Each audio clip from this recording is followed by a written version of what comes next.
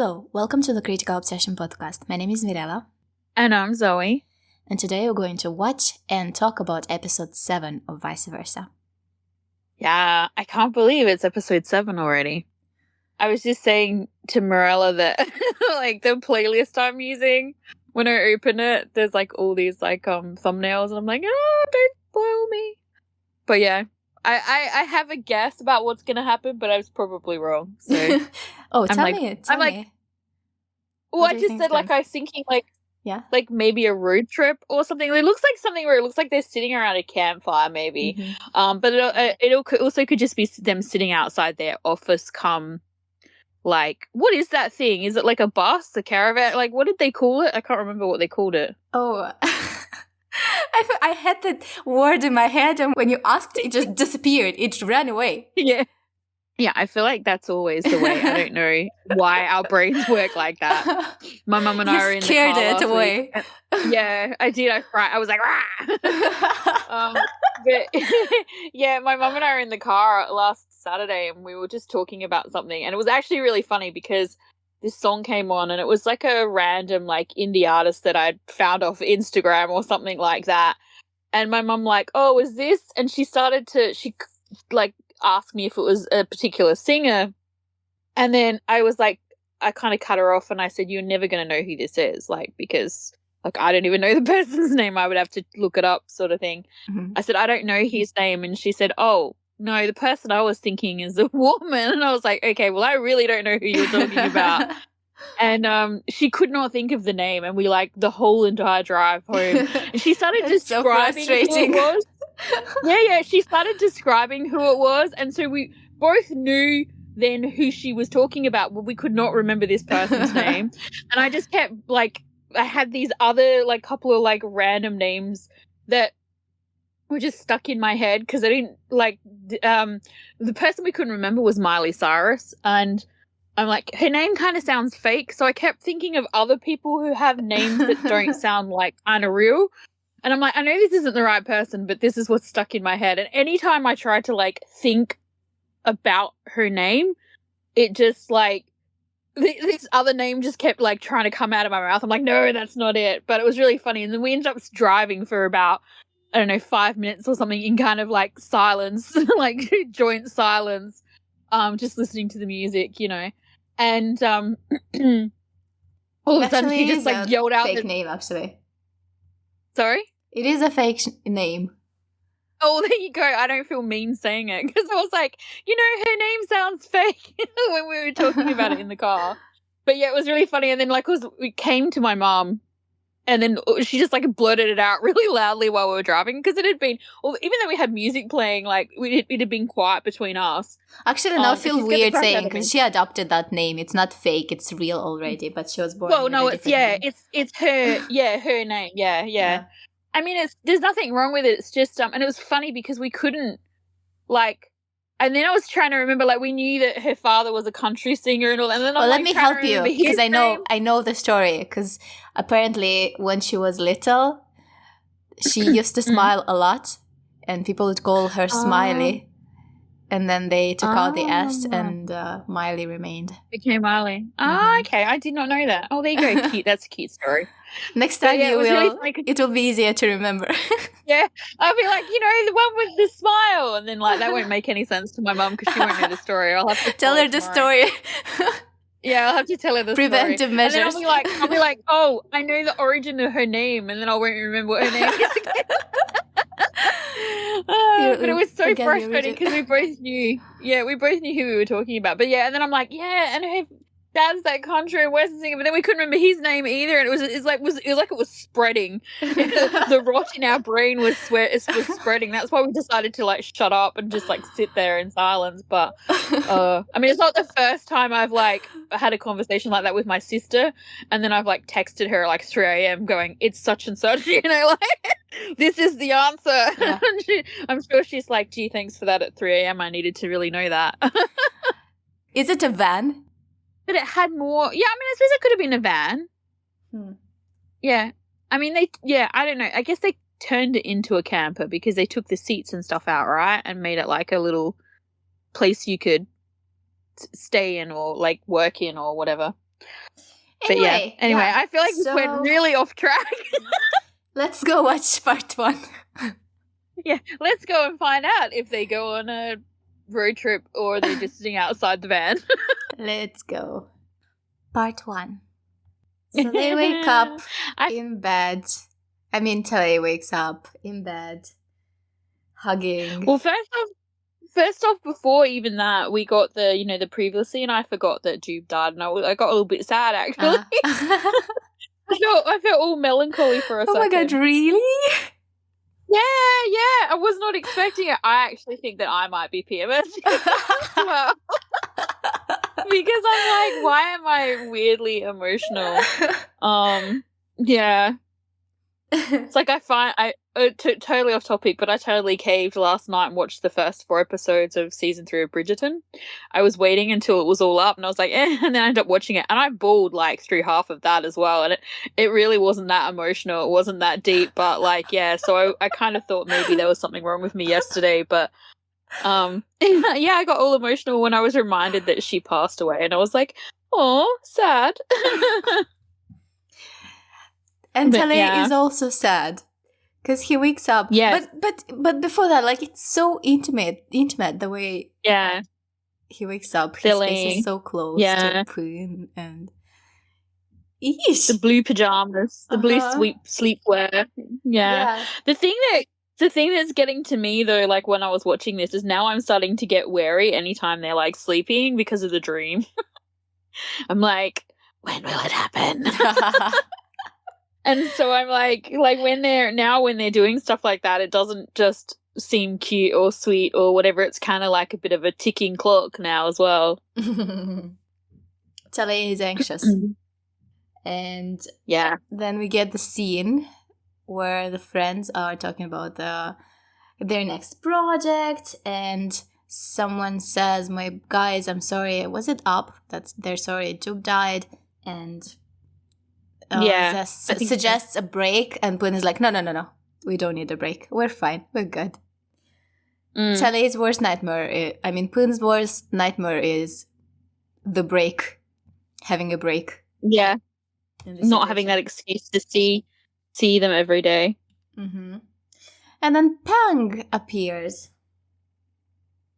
Oh, seriously, I was like, when Tale is like, oh, my old friend, blah blah blah blah, and I knew it was gonna be her, right? Uh-huh. And the way she come in, and the way Poon is looking at Tale, and the way she's looking at Poon, and I was just like, oh, this is bad. How was she looking at Poon? Because I did not notice. Was she looking in a special way somehow? I feel like she's looking at him with interest. I don't know that unnecessarily it was special, but her, like, it was like in that scene, it's very obvious, obviously, that Poon is looking at Tale, and I felt like her focus was on Poon. To me, that is kind of telling in itself. And I was just like, Tale, what did you do? And then I was not expecting him to say exactly like what his reasoning was, and when he did, I was like, sadness again. This episode is called Sunset Orange. Do you know anything about the symbolism of the color orange? No. And it's funny. Well, it's it's actually funny because that was going to be my question to you as well. I actually completely missed the color episode name this time. I must have blinked or something, or actually I was eating my dinner, so I was probably looking down, or too busy shoveling something in my mouth. But yeah, I missed it, and I was going to go back and check it, and then I forgot. Even though it was in the notes, I was like, what color is it? And I should have guessed, because we see like different kind of I guess shades of orange, bit of like burnt yellow kind of tones to Tale's outfits, at least in this first bit. Okay, I just googled it, and all the colors have a positive meaning and a negative meaning. So for the positive meaning, it symbolizes optimism, happiness, enthusiasm, and youthful connections. And on the negative side, it represents arrogance, pride, and impatience. Oh, that sort of fits what we're heading into a bit. The other thing is I like if without like sort of someone saying like that, like a Google response, like if you when you asked me what does it mean or whatever, I didn't have that answer, but like I was slowly getting around to saying, I was walking around in circles. I was going to get there eventually.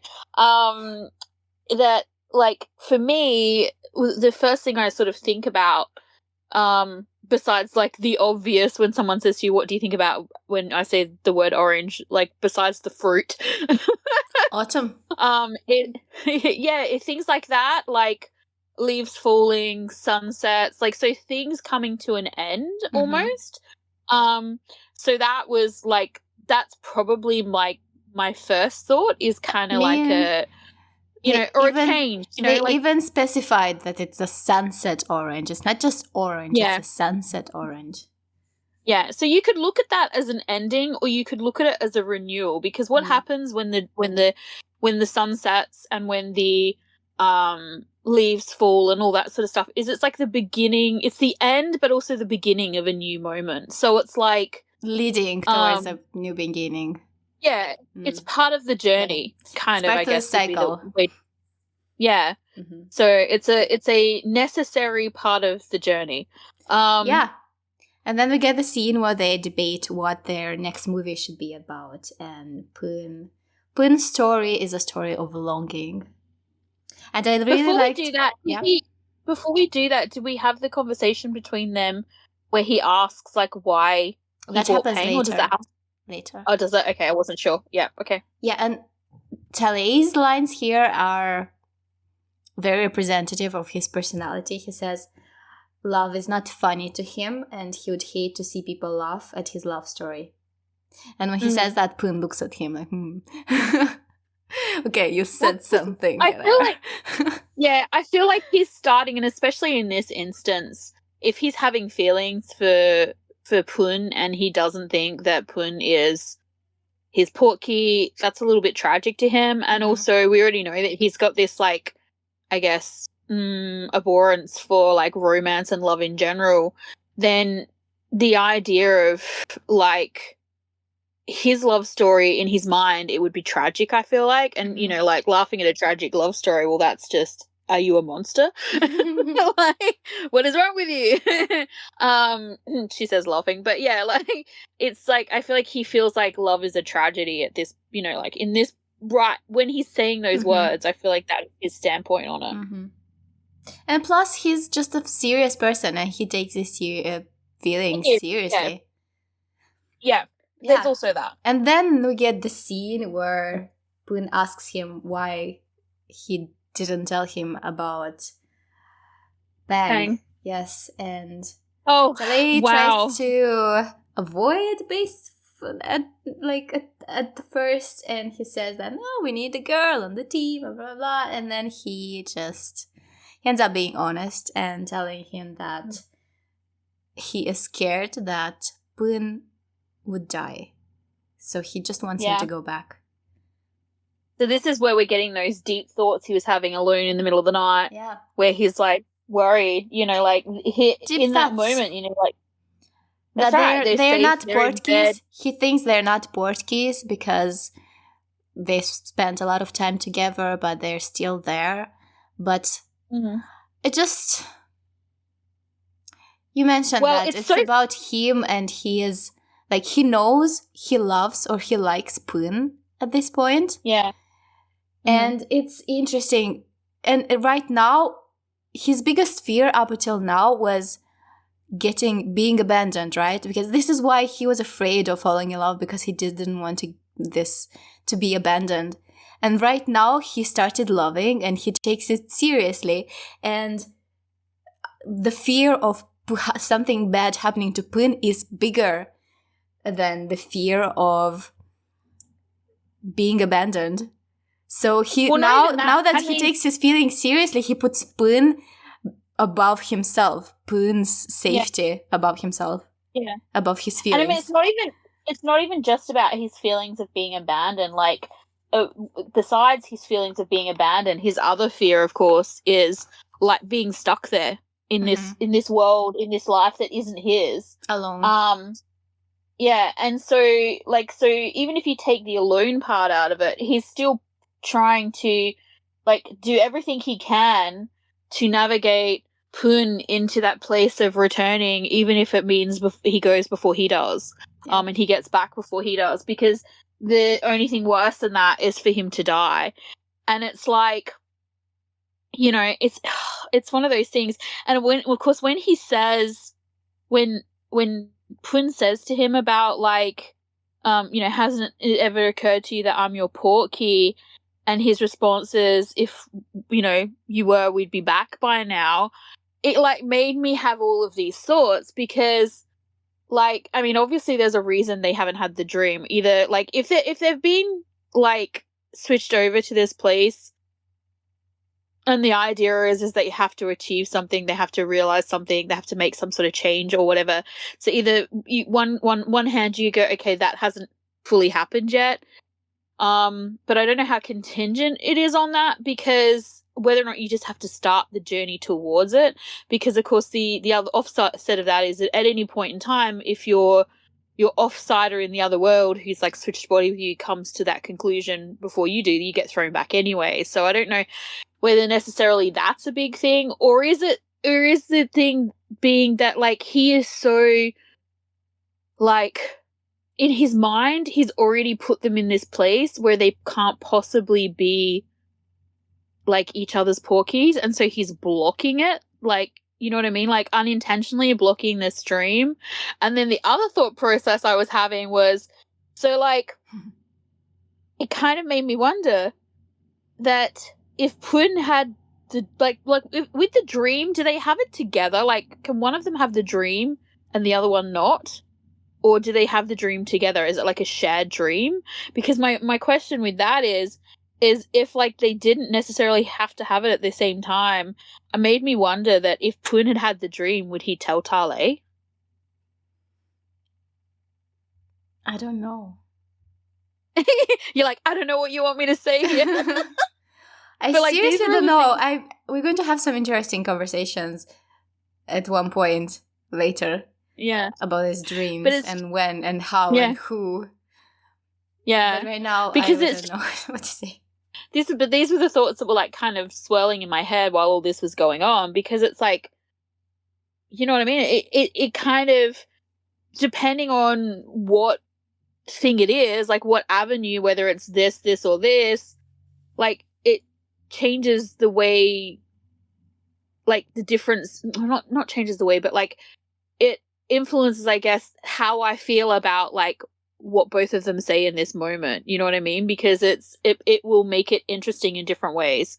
So I'm curious to know, and I suppose that this is probably one of those bits where you're like, oh, it's better when you rewatch. Because I can see, like, if I had that knowledge when I watched this bit, I feel like I would be like, nah, or, you know, whatever. Like, I would have a moment, depending on what the outcome is, you know, obviously. But yeah, and then the other thought that I had was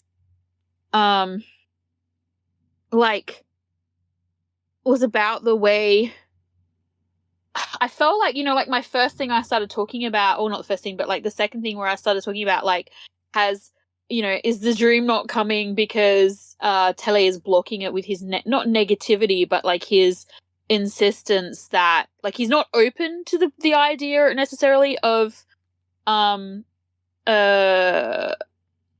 being his porky. And so, but like when he says what he says, like the look on Pun's face is like, it's like every time Tale says something like that, it's like he's like breaking his little heart. It's like, you know, it's like he's afraid that this is what holds them together. And if Tale thinks that he is not his portkey, then there's nothing that he can, you know, use, a knowledge that he can use to cling to him. Yeah. Nothing There's tangible. nothing holding them together. Yeah. He has no justification of just being by his side. Yeah. And so like his backup for that is obviously them working together. If you take that away as well, then that's like one less thing too. So, but it's like, I feel like every time Tale says or does something like this, and we have these moments of Pun like looking at him with like absolute kind of like, disappointment is the wrong word, but like, you know, like he's upset about it, right? Distress. And distress. Yeah, and he just reminds me of, like, I don't know if you've seen it. I think it's Disney Pixar who did it, but like the Puss in Boots movies, where like Puss is like holding his hat with the big eyes, the and teary I'm just eyes. Like, yeah, and I'm like, Tale, how are you not seeing this? Like, look at this boy. Seriously, like, oh my god, if you go on Twitter, like, Poon's character is basically the representation of the teary eyes emoji. There are so many edits. It's him. Yeah. Yeah, it is. And that's it's his like, embodiment. When I was watching this scene, like, I was totally just like seeing the Puss in Boots thing, and I was just like, oh, how can you not be seeing this when you look at him? And then we get a scene where he invites Poon to have a private conversation, and I'm just like, he's not doing this because he's like, yeah, I'm gonna go. Let's do this. He's just playing by Tale's rules because he's afraid of Poon's reaction. He's afraid of Tale's reaction and decisiveness, afraid to be honest with him. But do we know, like, in this moment that he has where he takes Peng aside and has a conversation with her, do we find out what this conversation is about? Well, do you really want to know? I don't necessarily want to know what it's about. I just want to know if we find out what it's about. Kinda, okay. Because, I feel like I have ideas about, like, maybe kind of what he said to her, but I'm curious to know what he said to her, basically, to know if I'm right or not. And so then we get the scene where Tale comes to wake Poon up, and Tale is sleeping in a blue t-shirt, which is Tale's. You mean Poon is sleeping in Tale's t-shirt, which is blue. Yes, and my brain was like ping, ping, ping, ping, ping, trying to have thoughts because something is going on there because, Tale's shirt on Poon's body, Poon wearing something that is not his over his body, and also it's blue, and the blue is the color of Tale's loneliness, and it's like wearing Tale's loneliness, but also doing something that is Tale-like, somehow, something, somewhere. It's like, besides the thing of him just wanting to have this t-shirt that gives him comfort, because maybe he feels like he is losing him and he wants to have him close and feel him. Yeah, find comfort in it. Well, we get that because he says, like, we get this scene. It's funny. I'm like trying to think because while I was watching this scene, I'm trying to think. There were aspects of it that reminded me of other shows, but I couldn't really put my finger necessarily on like what shows they were. But because I know there's a couple of different ones where the characters are like somewhat obsessed with the scent of the other one or whatever. And like he talks about how he likes the smell, it calms him, makes him feel safe, like whatever. And I was reminded of like Dangerous Romance. And then I'm like, I'm trying to think. I'm like, there's some other one where like the person is Bad Buddy. Like, and then there's another one I think, but I don't know. I couldn't think what it was. And I'm like, it was really bugging me. But I was just like, yes, this smell thing. And I was like, he's not really, like, once again, Tale is not listening to what Poon is trying to say to him in these moments.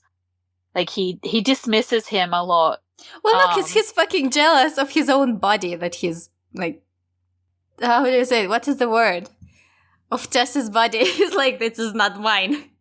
Give it to me. Well, don't worry, it is Tess's. Yeah, he says it's Tess's perfume, which is kind of funny. So, yeah. And of course, and then he's basically stripping the guy. Yeah, and Poon is like, can you do that again? I liked it. Yeah. It's like, now that you've taken off my clothes, you should also bathe me. And I was like, hilarious, isn't it? Because he actually does it. It is, but also it's like, once again, I was reminded of, I don't know why, but like the bathing scenes in Theory of Love when of course. Same director, same writer. Yeah.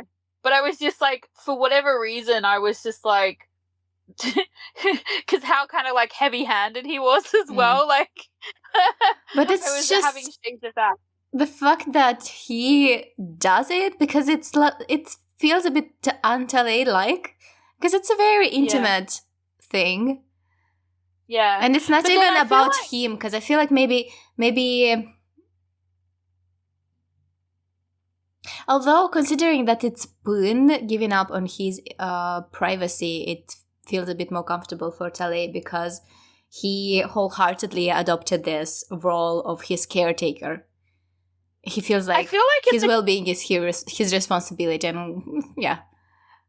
Yeah, in terms of the intimacy, I feel like there's a couple of things here. I think the first thing is that they have kind of already crossed that bridge a little bit. Don't forget, this is not the first time they've kind of bathed together. Oh yeah. Oh my god. Oh my god, I forgot. Did you forget the product placement bathing? But because of that, I feel like a little bit of that, like, I guess, not stigma, but like, you know, the lines have been crossed. The line, that's right, the line has been is already crossed. So I think that on one hand is partly that, and I think the other hand is okay, but that time it was Poon coming into his space. But this time he invades Poon's space. But of course he's invited, but he does it willingly. Yeah, but I mean, like, in terms of like that intimacy of like they have already kind of crossed that barrier, regardless of who initiated it. But I also think, like, it was funny because I was just saying to you before, like, in the moments earlier where like Boone is trying to tell him very much that basically he makes him feel safe and blah blah blah blah and all that, and Tale is being very dismissive of the whole thing. This is almost like his unconscious, like, not acceptance, but like, I guess, you know, way of once again, you know, you always talk about him taking care of him and that, but it's almost like I don't think he realizes he's doing it, but it's like it's almost like his way of acknowledging the fact that this boy has just said, you make me feel safe. Like, I need this to make, because, you know, like, to be surrounded by you makes me feel safe, essentially. And then he essentially does that. He like envelops him, you know, like he's washing him, but like, what happens when you do stuff like that? Like, there's a scent transference, there's this intimacy of the lack of space between them. Even, you know, when he sort of like pauses in the actual like process of, you know, bathing him, and he sort of has his arms around him, and he's in his personal space, like that he is basically surrounding him in a cocoon of like a space where he's where Poon has pretty much just said, this is where I feel safe, this is where I feel comfortable. And he's doing it in a kind of mocking kind of like sarcastic and like I'm doing this under sufferance kind of way.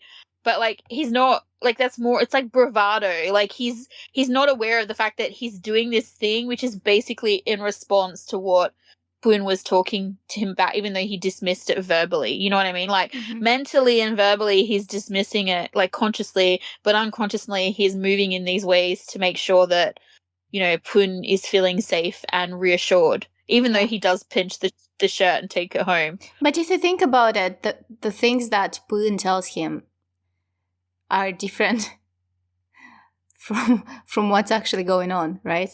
Because he doesn't tell him that he doesn't actually want to go back. No. The other thing as well makes me think about this scene too, where they're doing the bit with the tub and that, was that you know, like, can you blame? No, I'm just like, can you blame him for? He tries to take responsibility for a lot of things, and he is trying to do stuff for Poon, and he's trying to guess, and sometimes he does, sometimes it's exactly what Poon needs, but sometimes with the things that Poon hides from him, it's really hard. It must be really hard to guess what exactly he needs. Like, he responds to some emotional needs, but some of the things that Poon hides, can you blame him for not knowing, not guessing correctly what Poon actually wants to do? Because even here, like, he tells him, like, oh, look, Poon Bang is here, like, you should try with her, blah, blah, blah. And Poon just goes along right now. Well, I mean, I feel like part of that is, once again, he's like, he's upset because like it's like when he says, you know, that his arguing or he's not necessarily going along. I feel like his protest of that moment is him saying to him, you know, did you ever think that I was your portkey? Like he has like disbelief about the fact that it, you know, like he's like am I the other one who's feeling this, who thinks this, who like wants this? And so like it's almost like he's flabbergasted by the fact that, you know, like this is what Tale is interpreting from the events, and that he doesn't feel the same way. It felt different. I feel like there's fear. To me, it felt like pleading.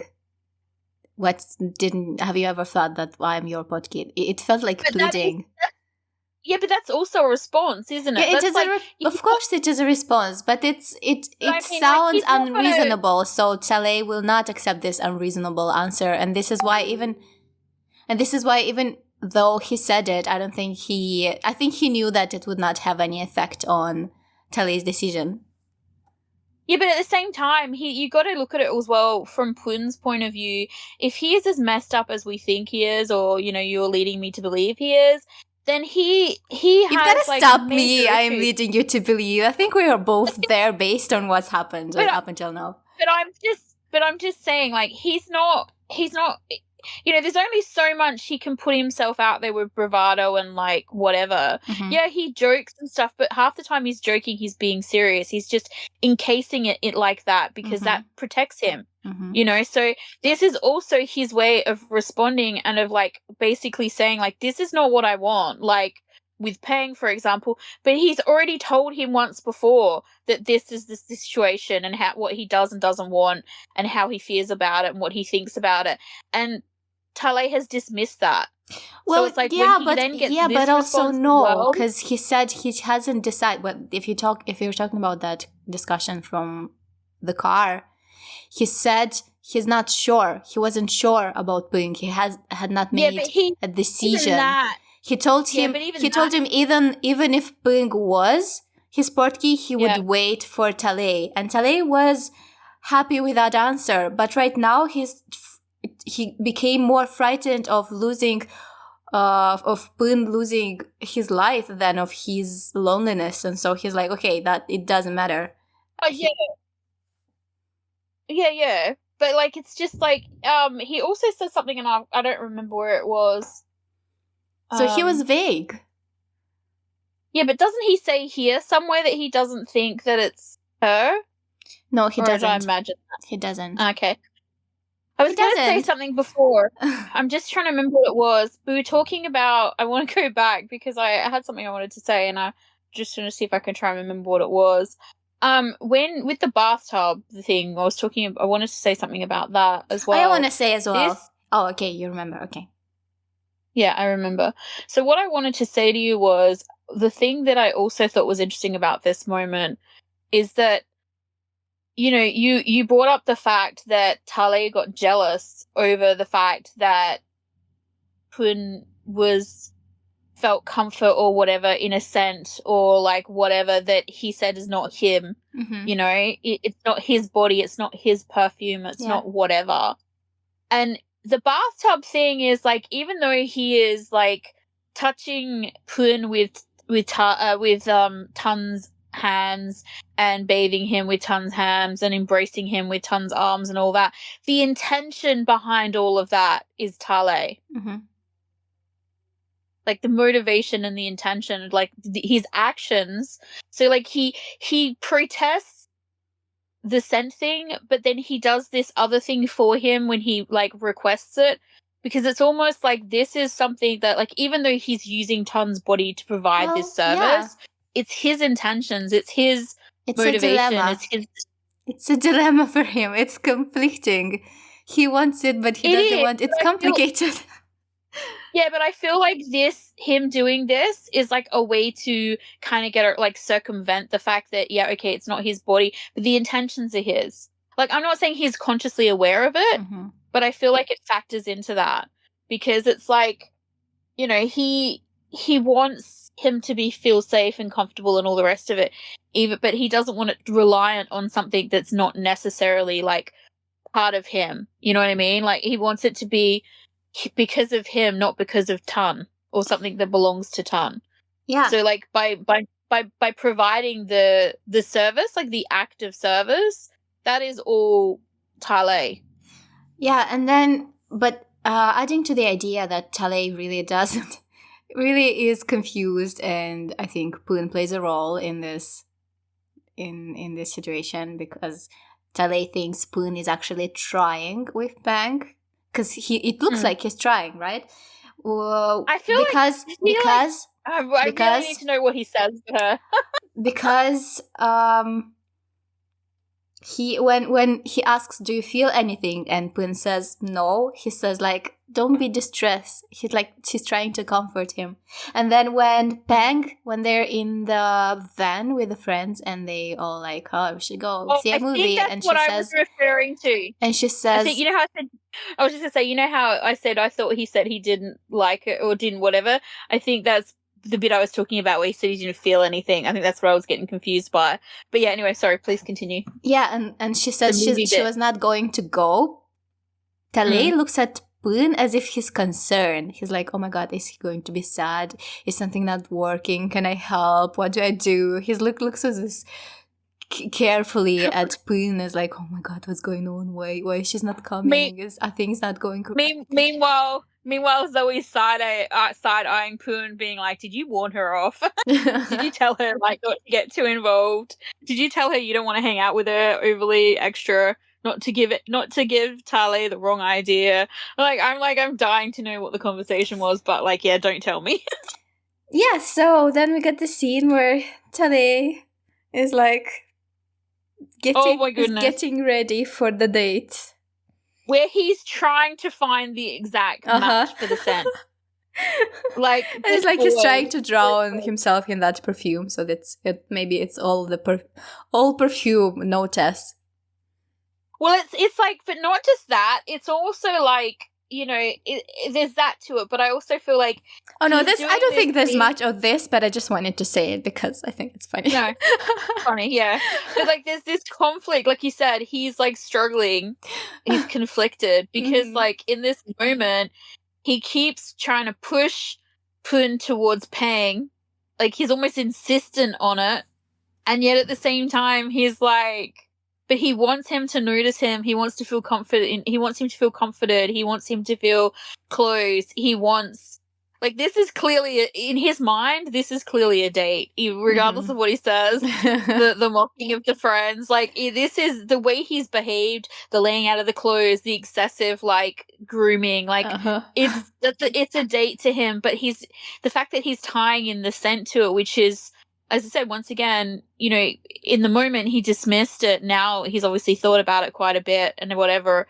And he's like, even though he keeps like trying to lead Poon to Pang and everything, and he's encouraging that, this is also like him being like, it's like he's like shoving Poon at Pang and being like, off you go, but then at the same time he's like, but before you go, come over here and like just like take a big I have candy.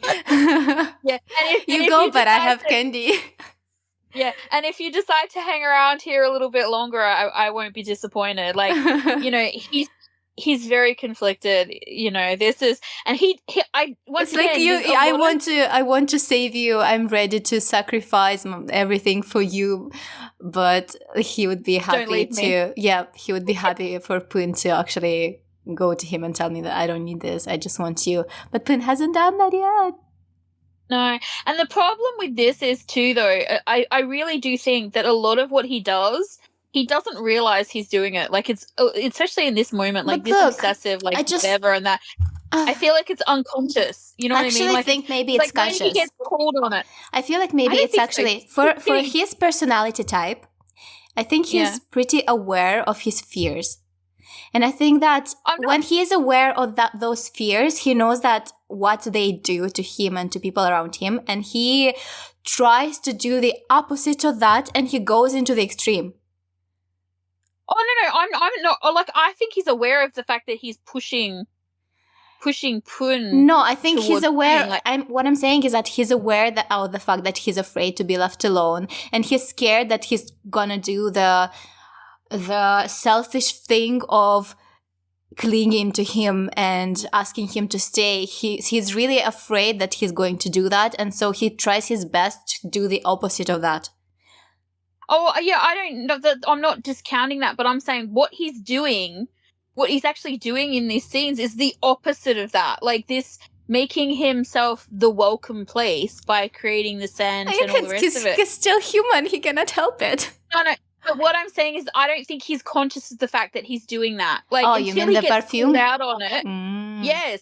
Like he's not conscious of his motivations behind it. You know what I mean? Like what you're saying, I completely agree with it. But I'm like, in this, like, until he gets called out on it, but like his like by Tessa's friend, it was really funny because when not Tessa's friend, Tom's friend. No, hang on, I'm getting them confused. Which one is he in Tess? Isn't he? Yeah. When Tessa's friend calls him out on it, he dismisses it initially, but then when Up does it as well, he's like, oh, hang on a minute. Like, but I don't think he realizes until sort of he's like called out on it a couple of times. And then also when he finds out, when we get the information that he's not coming and why he's not coming, why Pun's not coming, does he realize what he's done? Like this, you know, dressing up, the perfume, all that. Like, I think he was doing that without realizing his motivations for doing that, because his motivations for doing that are not selfless. They're a little bit selfish from his like you said, from someone with his personality who is trying to do this, who fears this. What he's doing here is essentially the opposite of that, and it's kind of selfish from his point of view. I'm not saying he's being selfish. I'm just saying this would be his mindset. And so he's done all this thing, and besides being upset and like hurt by the fact that Pun's not there and why he's not there, he's also going to be feeling a little bit silly, and also probably a little bit like what is wrong? Like, what am I doing right now? You know what I mean? Because it's the exact opposite of what he's promised himself or his plans moving forward. And so he has to then look at himself and go like, wow, okay, this is worse than I thought it was going to be. You know, and I expect him to maybe double down on his like self-protection, because he's clearly in deeper than maybe he realizes, because this, I feel like, was very unconscious of him. He did not realize what he was doing until he's called out on it. So let's go watch part 2. Yeah, let's just bring up that, because I kind of talked around the fact that basically, so he turns up at the cinema, meets Up and and then finds out that Pun isn't even coming because he is doing something with Pang. I'm like, my mind boggles. I'm like, what on earth could he be doing with Pang? So yeah, let's go watch part 2 and find out. Let's go. Did you notice the sign on the cinema? Like at the very beginning of after the like 5,000 advertisements, they drew a shot of like the outside of the movie cinema, and it said on the sign, like the sign said Happiness Cinema, and the word happiness was in all different tones of blue. It was very mocking. Yeah. Oh. I'm like, wait, did I notice something that you didn't? I feel very like special right now. I'm like, I feel like I've leveled up. I was just laughing because the scenes where Tale is being all dramatic and sad, and like it became where someone like the singer singing a cappella, and then it's just so funny. I don't know, it's very dramatic, and it made me laugh every time it happened. I don't know why. You're evil. No, I'm just kidding. You know, I have one thing to say. I love Kita. I love him. His friend. Yeah.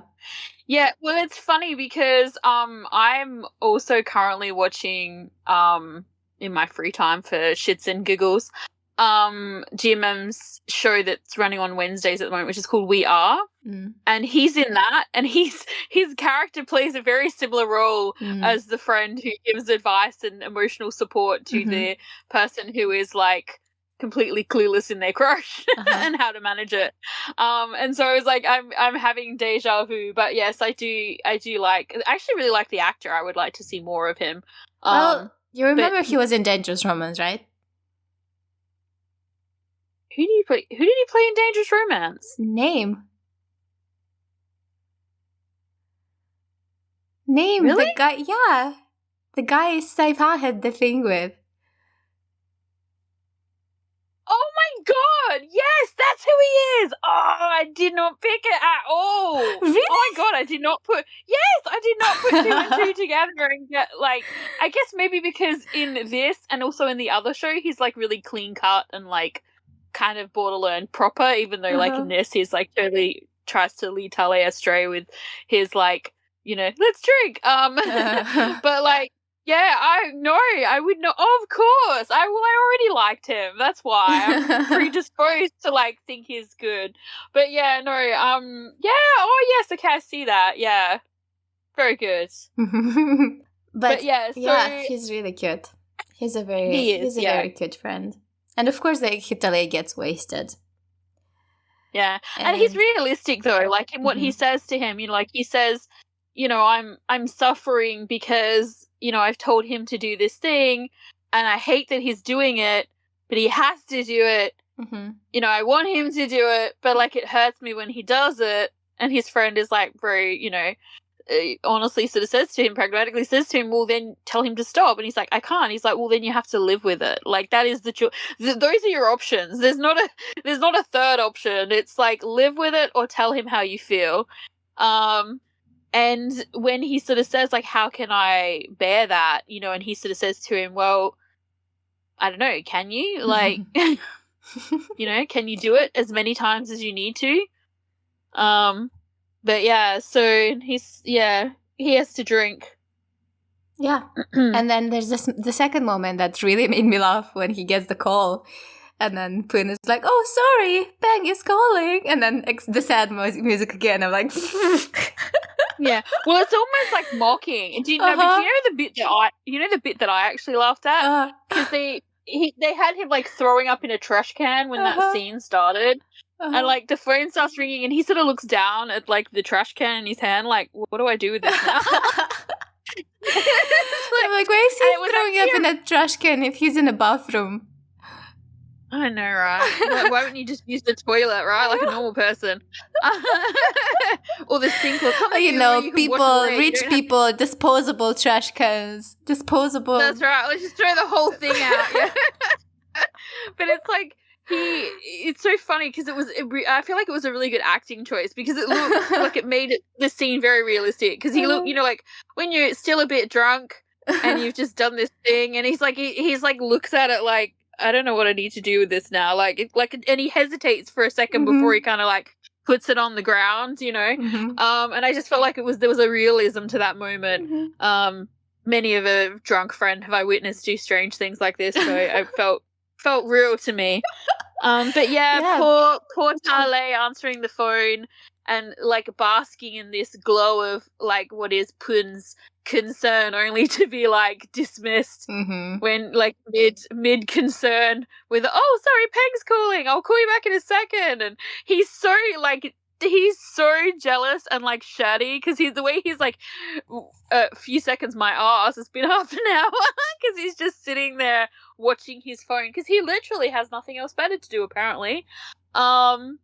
And he's just that into it. Like, he's just that fallen down the rabbit hole that far that he's now acknowledging, I feel like, kind of almost the ridiculousness of it without actually, like, owning up to it.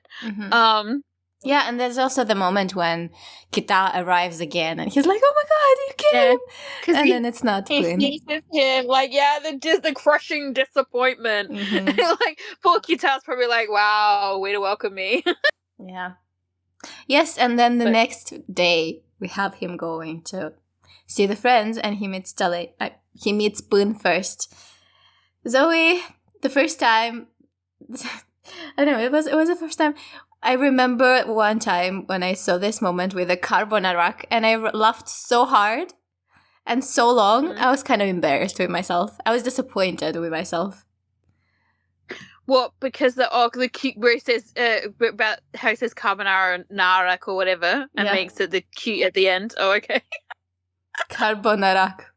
The pun made me laugh so much. I'm always kind of amused by like carbonara, but that's because of a BTS thing. So that's a long explanation. But the word carbonara always kind of amuses me anyway. So I did also laugh at that, but I'm not really sure if it was just because of the word or because of the pun. But I was just like, it's so, this moment to me was like, I'm like, it was too easy. Like, Tale, what are you doing? Like, if I was him, like, and I know he feels like he doesn't have the right to do this, but there's like no explanation, like what he was doing. The way he kind of just was like, oh, sorry, I didn't call you back or whatever.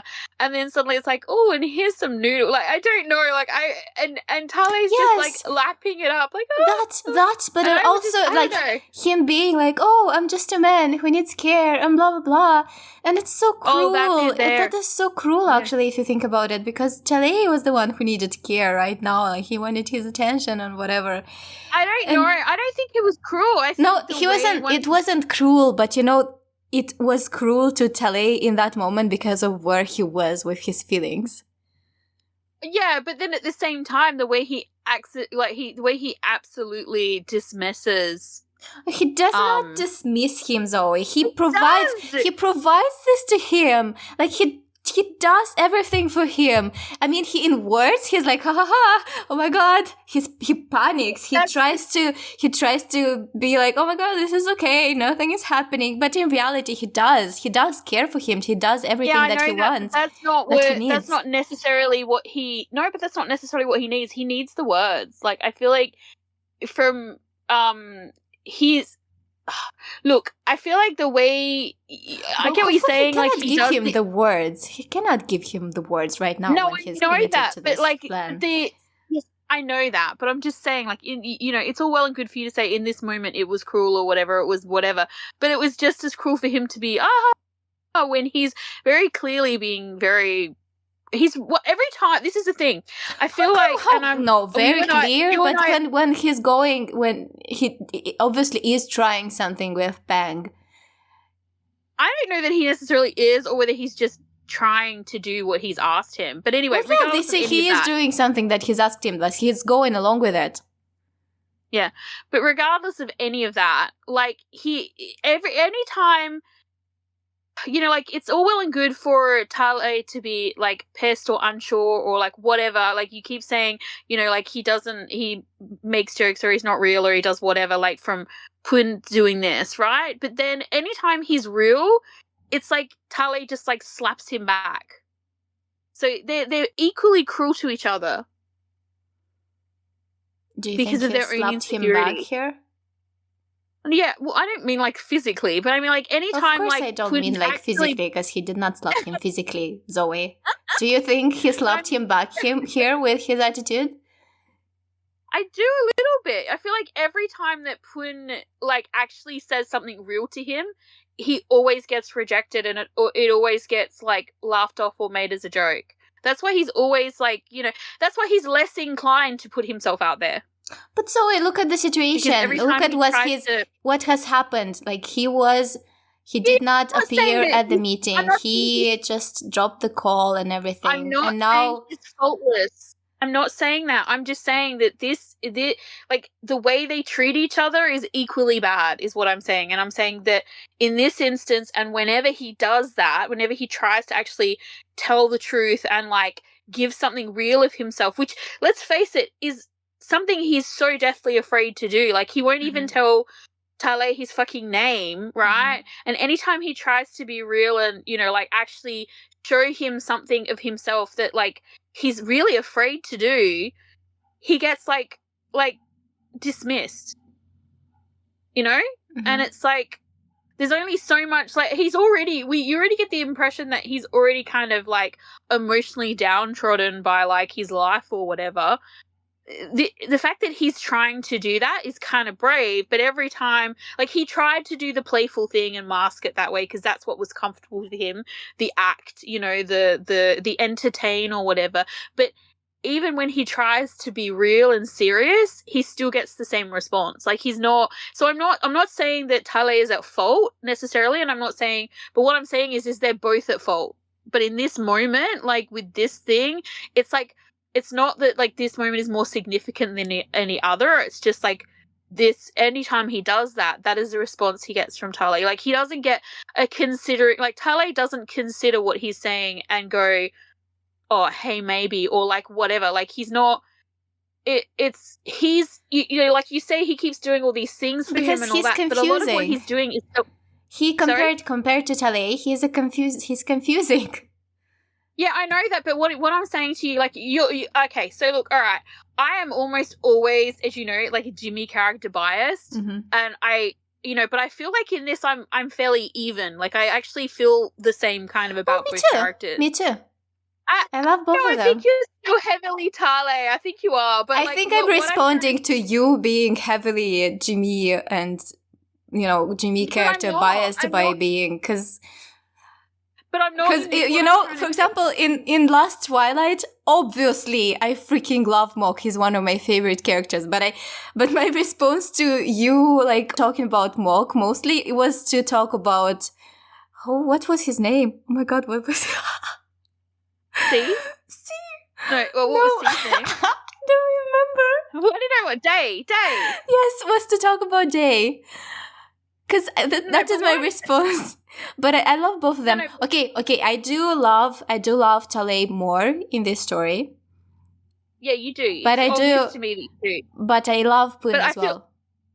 Oh yeah, I'm not saying you don't, but I feel like look, my perspective on this is that I both think they're greatly at fault in the way they treat each other. I mean, obviously, there's a reason why they're here. Like, they have issues, but like... I agree. What is happening right now? I agree. We're basically on the same page. You keep saying things like about how Tale is, like, doing all these things and taking care of him and doing this and pushing him this. Well, and he is. But, no, but what I'm saying is it's not all selfless. It's not, like, some of it is selfish because of course it is. Yeah, he's doing it to. So what I'm trying to say is that he is not. I don't know. I feel like you're. I'm not saying that he's perfect. He's a human being, of course. But But what I'm saying is like sometimes you say something, and I'm not saying you're wrong either. But I'm just saying like sometimes you'll say something, and I'm like, yeah, but he's also in the wrong in this. Like, there's very like in most of their moments where there's an issue, they're both in the wrong, like for different reasons and potentially for different parts in that moment. But almost like it's pretty rare, especially now that we're getting a bit further into it. In the beginning, it was slightly more Poon based because he was doing the playful, flirty, like not being real with him kind of thing. But the more he puts himself out there, he is kind of doing it right now as well because he is going along, and he is not telling the truth that he does not want to get back and he does not really care about this sport gay thing.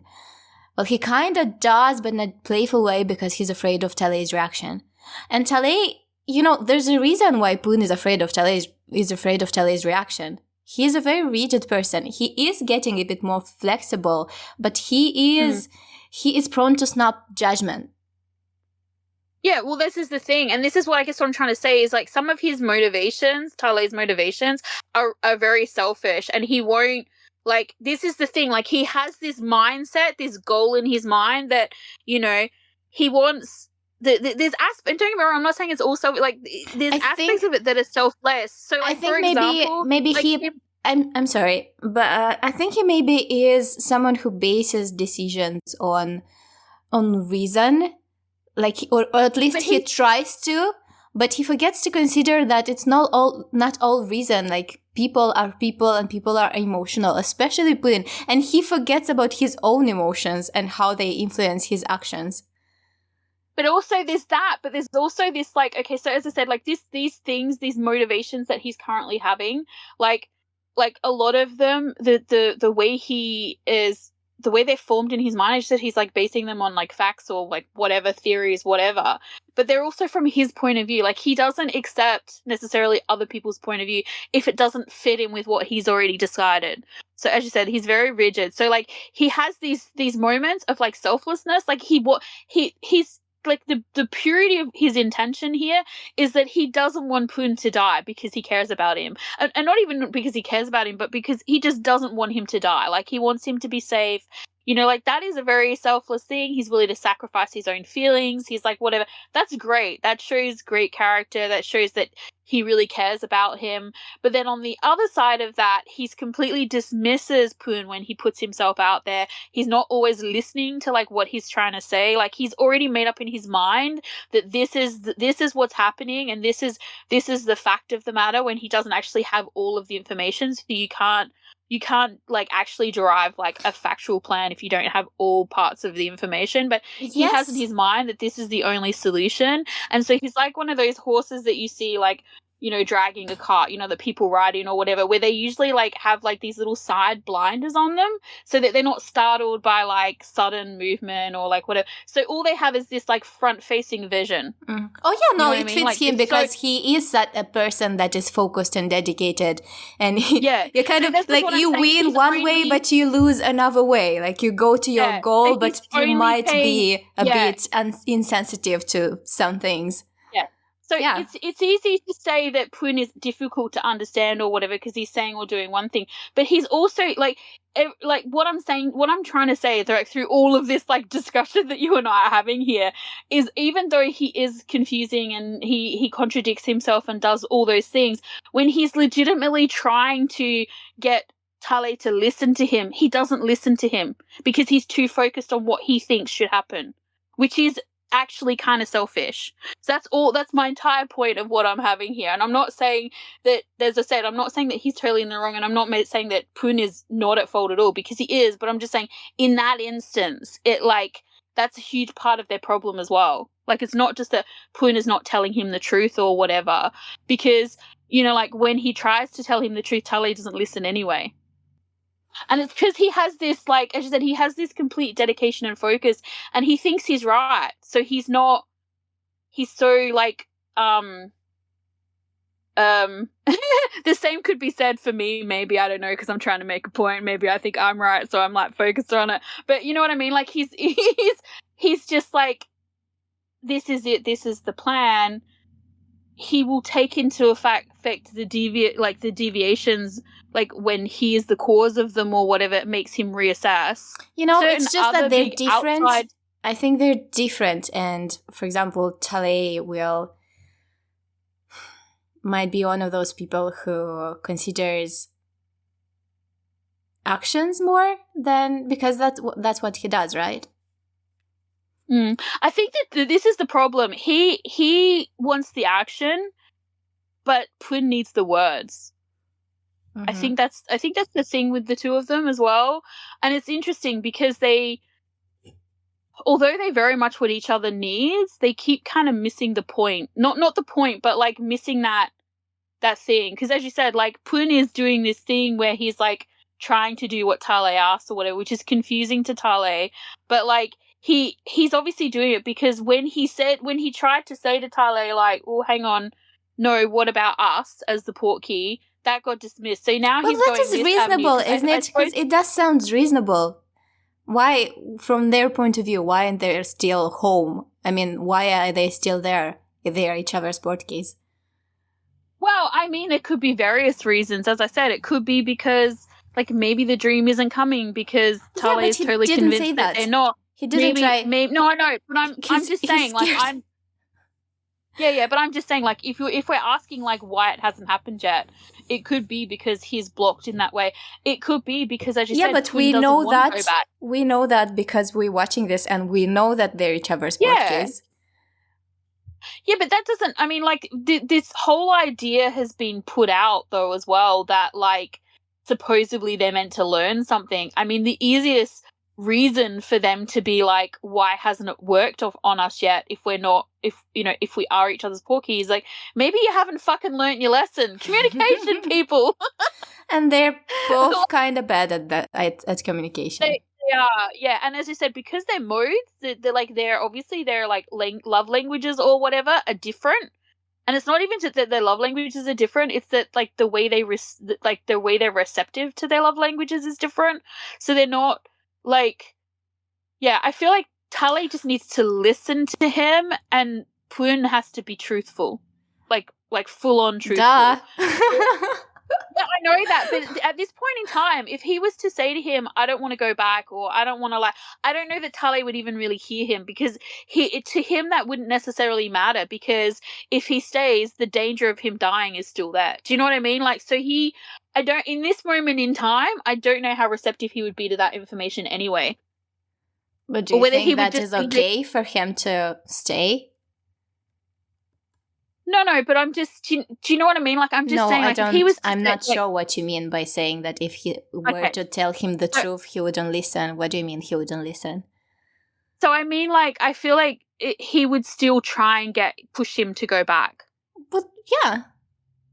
Because in his mind, that's the safest route. Like, if he stays, he could die. Well, not necessarily. It's just that it's the right thing to do. And I also think, though, that, like, he feels in his mind too, like, if he was to, because he's not always listening and he doesn't trust when Poon actually does say something truthful, then if he was to say, look, I don't want to go back because of X, Y, Z, I feel like he would think that he doesn't want to go back because, like, maybe he's not his porky and he doesn't want to leave Tale behind. So then Tale would try and do the selfless thing again and push him in the direction of, like, going back, even though it's like he's like saying to him, I don't want to. You know what I mean? So there's that miscommunication. I feel like that would happen still in this moment if there was actual truth happening, like truth telling. Because Tale can't imagine not wanting to go back. Like, he doesn't. He does. He cannot imagine. Yes, I agree. I did write a note somewhere here that it's inconceivable for him to not go back. He cannot imagine it. That's right. So if Poon was to say to him in this moment, look, you know, can you stop pushing it, or, like, whatever, like, regardless of whether she's my porky or whatever, I don't actually want to go back. I think that he would think that he's said that because like, he thinks Tale isn't his porky and doesn't want to leave him behind, or, like, whatever, because of whatever other feelings are going on behind the scenes between them. So, like, he would think that Poon is maybe trying to be selfless or whatever, whereas Poon is, like, being honest. If Poon was being honest in a moment like this, like, later on down the track, maybe he'll hear him, but, like, in this moment, I don't think he would hear him. I think he would because, yeah, as you said, it's inconceivable, which is a great word from Princess Bride. Inconceivable. So I just feel like that even if Poon was trying to be as honest as possible, in this moment, you know what? I know what's happening here. You hate Tale. What? You hate Tale because I love him. You hate him. I do not hate. And I don't like you anymore. I would be really upset if you believe I'm abandoning you.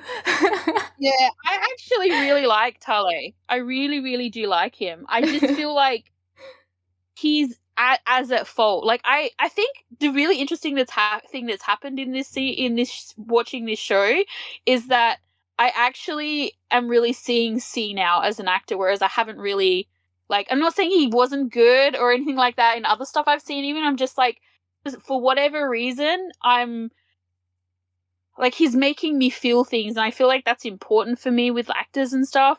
Like, sure, if the storyline makes you feel things, that's whatever. Sometimes it's the writing, sometimes it's the directing, but, like, sometimes actors do certain things that make you, like, you know, for whatever reason, touch something and have, like, visceral reactions. And this is the first time I'm having that with him, and I'm loving it. It's great. Like, I think I've cried, like, twice while we've been watching this, maybe 3 times, and every single time it's because of Tale. Like, every single time it's been because of Tale. And Poon keeps getting these, like, as we said, Puss in Boots, like, fucking crushed eyes all the time. And realistically, he should be the one that's making me cry. I feel like I'm having a Gun off moment, because Gun is the one who's always should be making me cry, but it's always off that makes me cry. But in this, like, C is the one who's making me cry, like, for real. So I do not like Tale. I love Tale's character. I just feel like I'm maybe slightly more what's the word? Oh my god, come on. Yeah. Why are you calling me? Yes, why again? Why are you doing this again? I am objective. I'm calling you out. You love him. He's your baby. Like, seriously. I think it's just, I think maybe I just understand him. Maybe that's like, it. Maybe you empathize with him. So maybe that's why you like you, and that's part of the he's my precious baby thing. I'm not saying it's wrong. I'm just being, what do you call it, objective, because I feel like it makes it interesting. I'm being contrary to be contrary. No, I'm just joking. But like, no, I feel like it's interesting that they're like this. You know what I mean? Like, I actually really like Tale's character because it's funny. Like, Pun is obviously fucked up, right? Pun's character is obviously fucked up, and actually now I'm starting to see a pattern between Jimmy's characters. They're more than likely obviously fucked up. But like, Tale seems to have it together. Tale seems to be like more so in this world than he did in his own, because he's social in this world. He's like, I mean, he wasn't not social in his other world. He had his friends and everything, but like he would like literally ignore his friends for, you know, other work prospects or whatever. Whereas in this world, he's embracing like that work-life balance kind of thing. And so he seems to have it all together. The only thing that's not together is his relationship with Pun, because you can't control your emotions, you can't control feelings, and you can't control, as you said, other people. He's trying to put Pun in a box, like his colored world, where he can color him a certain color and control it, and he can't do that with Pun. So I think his character is really, really interesting because he's fucked up in a weird way that's not overly obvious. And I think that's part of the problem, because all of the things that they really like about each other and that make each other feel comfortable also like are also destroying them a little bit. Well, not that they're destroying each other, but they're just messing with each other's balance. Yeah, well, I mean, well, like but it's actually good, because Pun's balance is going into like the abyss, flying into the abyss. Yeah. So that's good. That's totally mess that up. When I say destroying, I don't necessarily mean, you know, like in a bad way. But I mean they're Tale. They're like, I just think Tale is a very he has a heavy character, and I think it's very hard to make a character like this lovable. But they somehow managed to do it.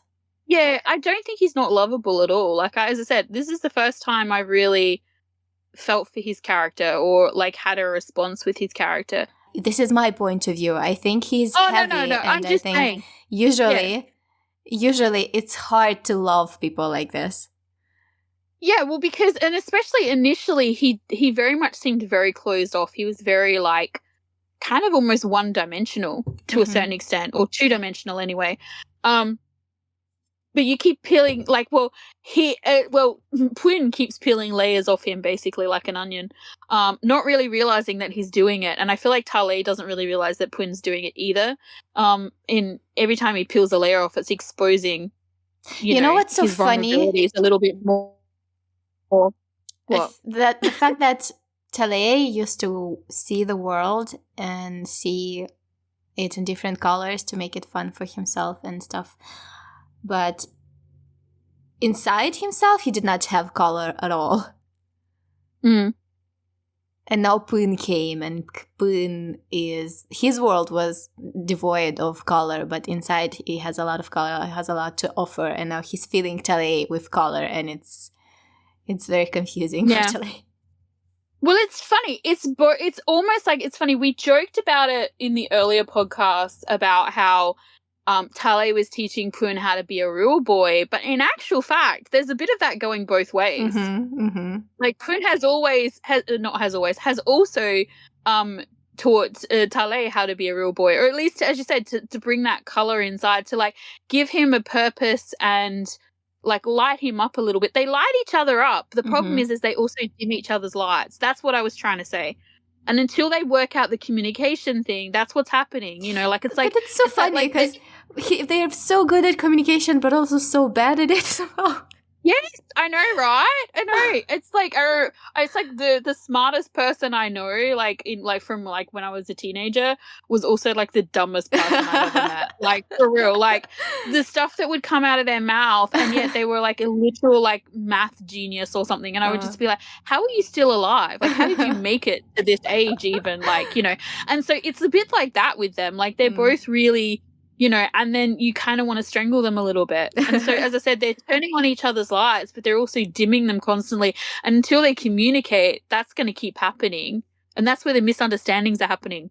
you know? Until they're both So, honest with each other, open and honest with each other. Yeah.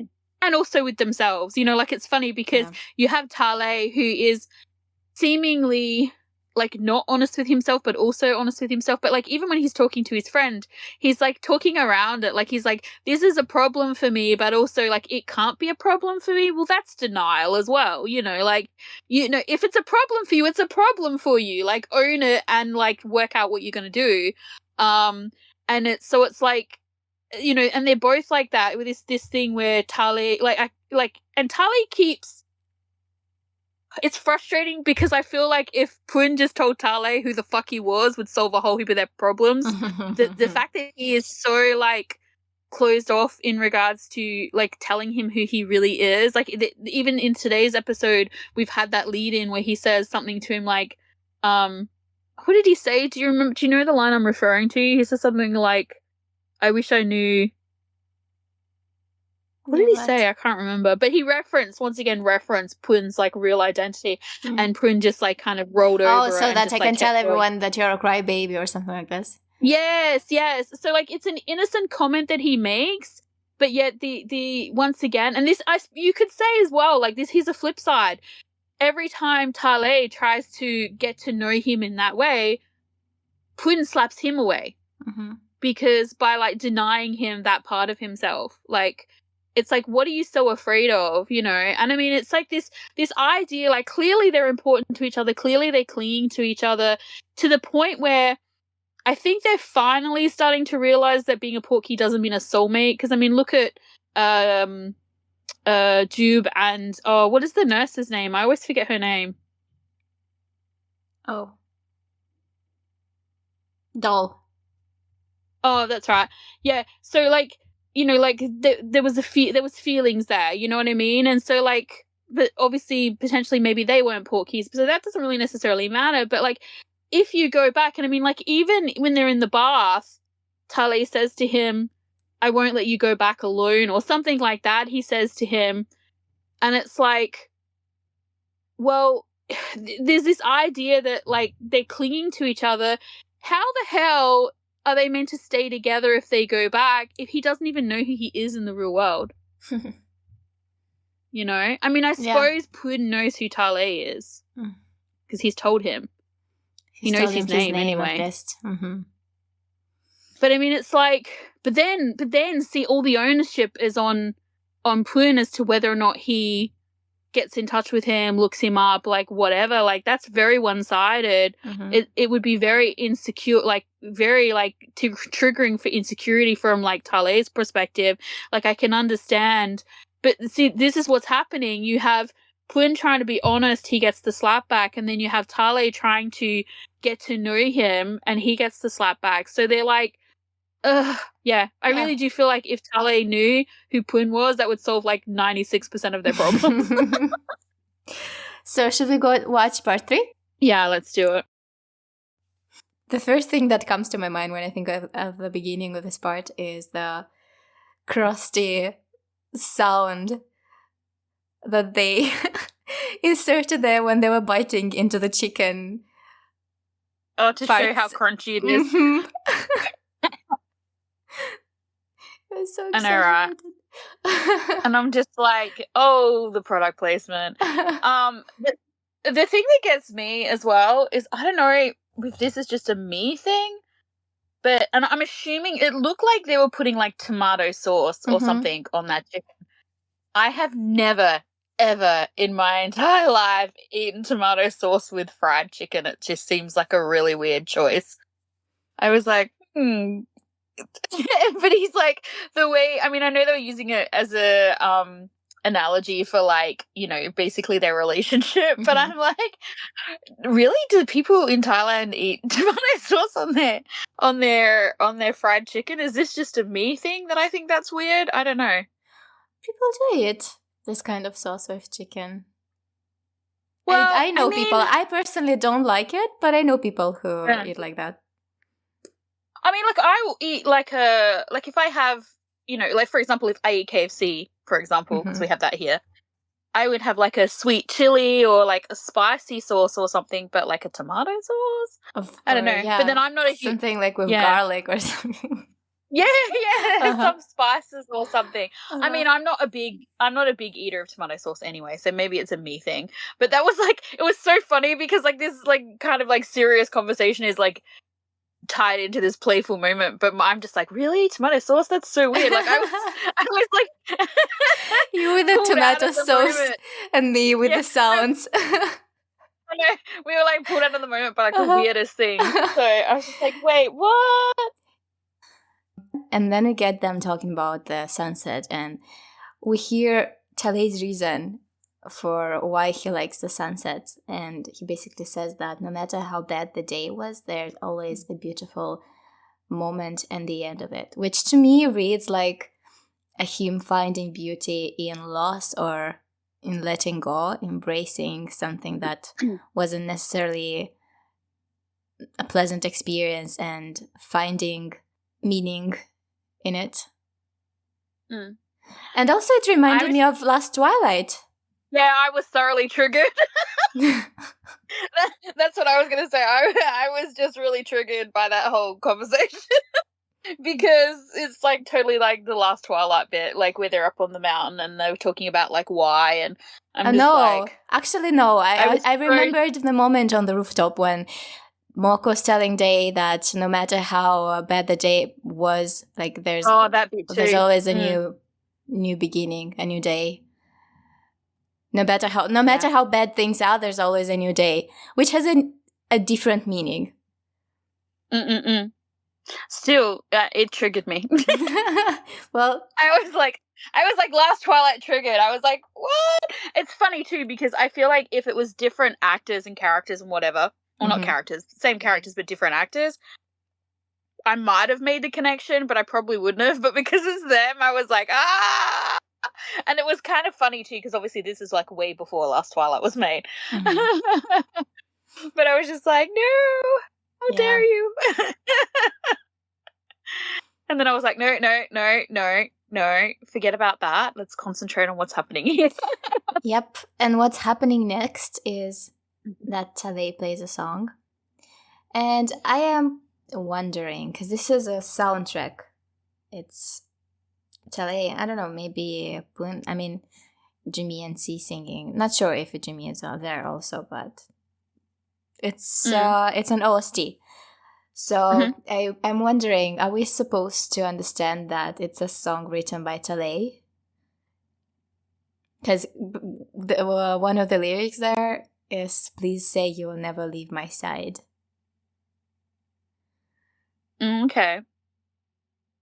I don't know. I mean, it's because I don't know much about the OSTs for this, like it, and I don't know that it necessarily mean it's one of those ones. I'm going to bring up Dangerous Romance for a second because I don't know if you remember like the OSTs for Dangerous Romance, like the one that's I guess meant to be, well, the one that Perth sings, which I guess is meant to be like from Kang's point of view or whatever, is like the least Kang song ever. Yeah, like but you don't have to be together or whatever. But whereas Kang's like boyfriend. Yeah, it's from Salom's point of view. But the thing is that they don't sing it in like they're not. No, they don't sing it to each other or whatever. There's a word that describes it. Diegetic music is the music that the characters can hear and experience. It's from the world.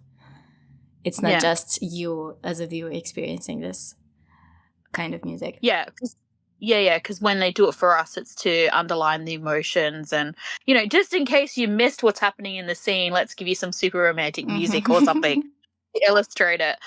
Or they want to subconsciously prepare you for something like really fucked up that's about to happen. Yeah. So you get the like super suspenseful build music where it's like starts off really soft and then like, gets to the point where it's like the music almost startles you because of the, the build of it. And then something like scary will happen or whatever and you'll shit your pants. Essentially that's like that's their goal anyway. But I get what you're saying. Like the feeling, set up the mood. That's right, yeah. The vibe of what's happening or what's about to happen. Well, I mean, it could be because, as I said, like later on when they kind of talk about the song again a little bit, it's like you get the impression that he doesn't know it, which doesn't necessarily mean it's not from their world or whatever, but like, maybe because that's the point. It really feels like it's something that maybe Tele wrote, because this feels like a confession. This feels like him making a step towards him, and then when Pun asks him to sing that song again, it's like he's asking for Tale to make another step to him. But let's talk about it a bit later, because I'm getting ahead of myself. I want to talk about it when we get to that scene. So we see them having fun, and we get that moment with the 3 wishes that they need to hang on the tree. And Tale calls Pun Mr. Secretive, right? Yeah, because he doesn't want which is like to share any information. Well, it's so funny because like when I'm listening to like the description, like I know this thing that they're doing. It's like used in other cultures and stuff as well. And when he's like writing his wish, when Pun's writing his wish down, and Tali is like, "What is it?" And he's like, "Oh, I know, it's a secret." And he's writing it on the see-through paper. I'm like, "Oh, that's gonna be like." It's not going to be secret for long. I've never been so happy to see, like, paper envelopes in my life, because I was like, okay, yeah, well, now this makes sense. But, like, for a moment there, I was a little concerned. I was like, not only, if you hang it up on the see-through paper, not only can he read it, he can also read through it. But yeah, so I was very happy. I was like, thank goodness for envelopes. And I was glad that they weren't also see-through. Could you imagine, like, how funny would it be if they did this thing and he's all, like, being all secretive and everything, and then he puts it in an envelope that's also made from, like, clear material and then hangs it up? Like, yeah, it's a secret that you can also see. So do you know what Pun's wish is? Like, I'm asking you, do you know? Like, I don't want you to tell me, but I want to know, do you know what it is? Like, do you find out what it is? I think so. Yeah. Because I'm curious. I have a yeah, I think it's not obviously probably what Tale is thinking it probably is. What is your theory? Well, I'm assuming it's just that he wants to stay with Tale. Mm-hmm. Okay, so and then Pun proceeds to guessing. He's very sure of himself when he guesses that Tale's wish is to find his portkey, to see his portkey. And I'm like, I don't think so. Maybe to get home, yes, but to find the portkey, I don't think this is how he thinks of it. He would only care about the portkey if it was Pun. Mm-hmm. So I don't think the word portkey or some image of the person even floats in his mind. He's focused on the end goal, especially because Pun is in his life. I feel like as well, like the way Pun says it makes it sound like, you know, like Tale, like would be like Tale's wish is focused on him getting home, whereas like even if that is like what he's put down there, it wouldn't be, you know, I want to get home or I want to go home. It would be like for them to get home, for them to go back. And then he wants success for their project, and the third one he's not sure yet, so he's reserving that wish. Or maybe he just maybe he's scared to wish for the third thing. Yeah, that's right. And that's I think he knows. I think he knows what he wants, but he's scared to actually write it down. Whereas I feel like maybe, and as I said, I could be wrong, I feel like Pun is just like, that's like the only thing. Like, that's what he's saying. That's what he's focused on. He just wants this one thing to happen. And that encompasses a lot of things. Like if he can stay by his side or like whatever, then that it doesn't really matter what else happens, because that will be consistent. And as far as he's concerned, it'll be good. You know what I mean? But I did like how the bit where Tale was doing his second wish and he was talking about like how he wanted the project to be successful and everything, how he looked up at the other two, like where they were sitting. So it like, you know, like obviously, you know, they're invested, like him and Pun are invested in this, but it's almost like he's like, I want this good thing to happen to them, like the friends, the way he looked at them. That's how it encompassed it to me as well. Yeah, they care about these people. They form bonds already. It's not just the egoistical wish selfish. Yes, to get back. Yeah, I like that.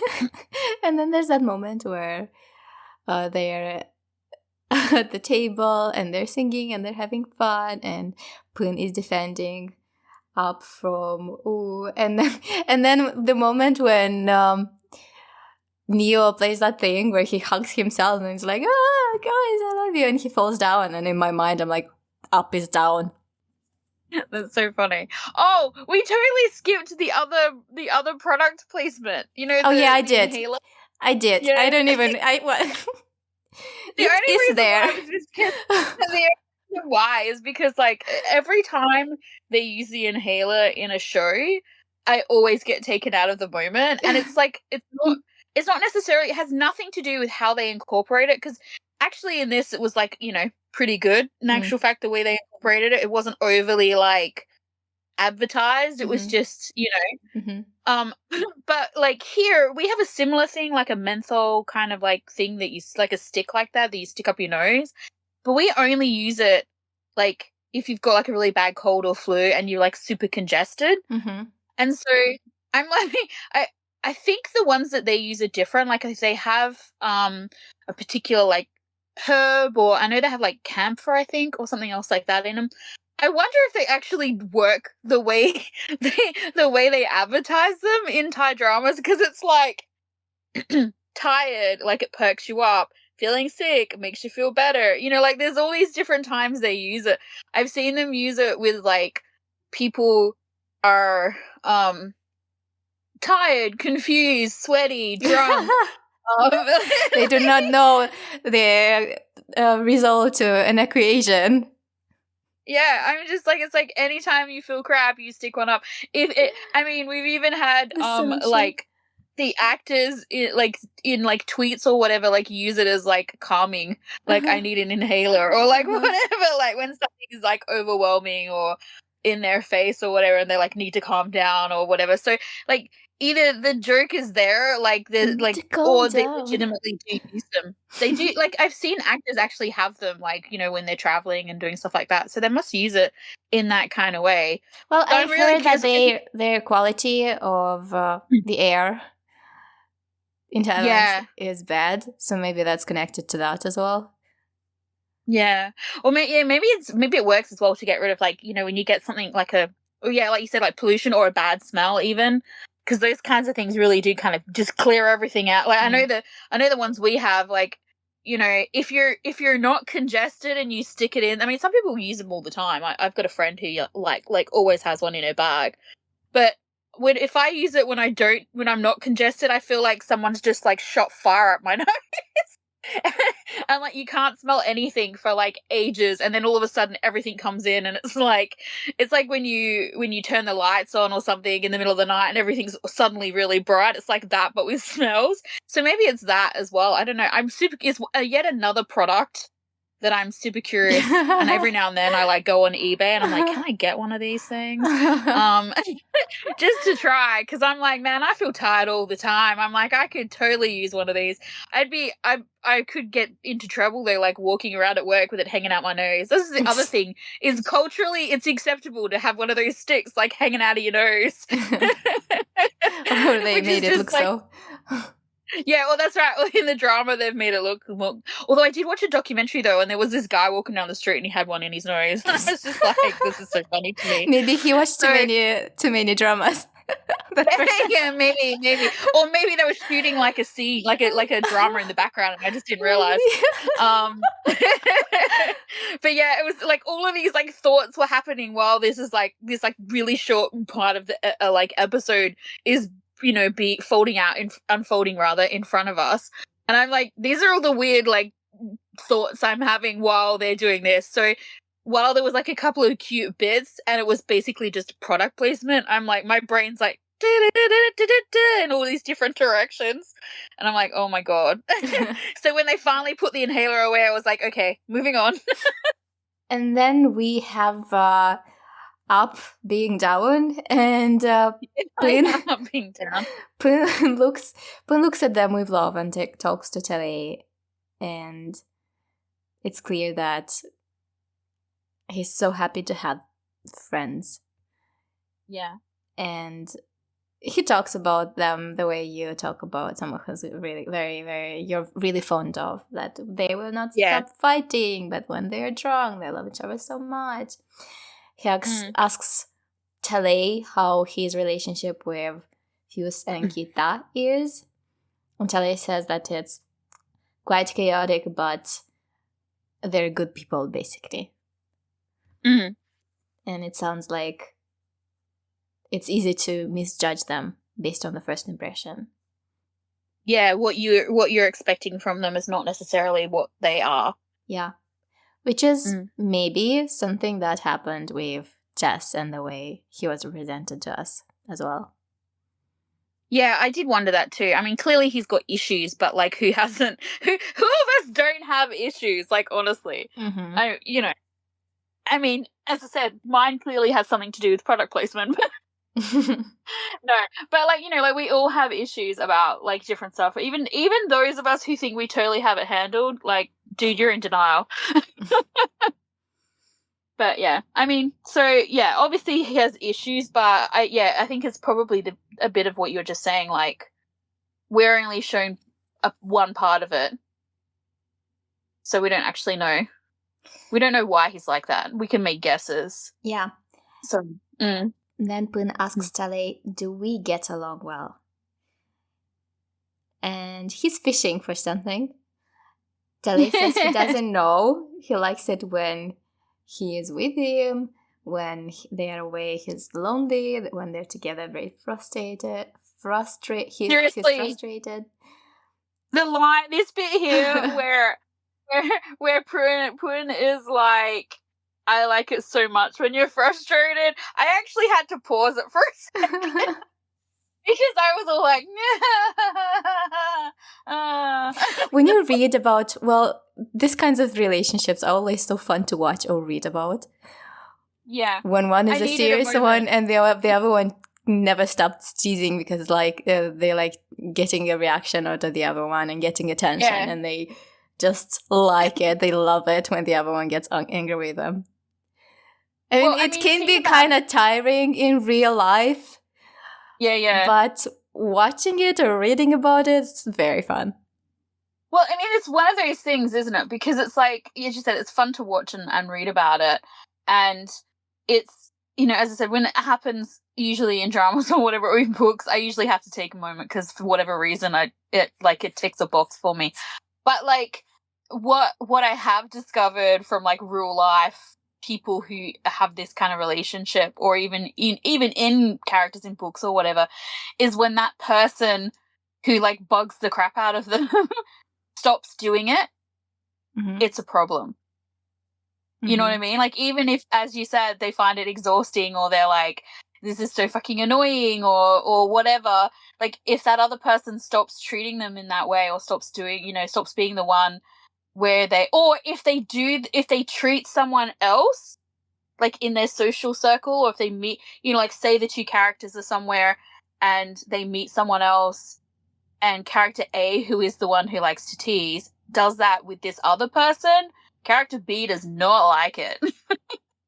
Like, and it's like, it's I guess it's a weird kind of twisted version of like a love language, I feel like, because, and I often say to my friends and stuff, like, if I tease you or whatever, it's because I like you, because I don't bother. You know what I mean? Like, it's too much effort to kind of like joke around and make fun and that if you don't actually care about the payoff of it. So it's like, I don't know whether or not people who are in that situation you get used to it, I think, maybe, even if it's tiring and exhausting or whatever, you get used to it. And then if it's taken away from you, it's like something has changed. And, fear puts it as a negative thing and not a positive thing. I don't know what I'm trying to say. That made any sense. It did in my brain, but anyway. Maybe, it's probably... It's tiring in the beginning when you're not aware of what this means. Yeah, you don't know why that person is doing that. Yeah.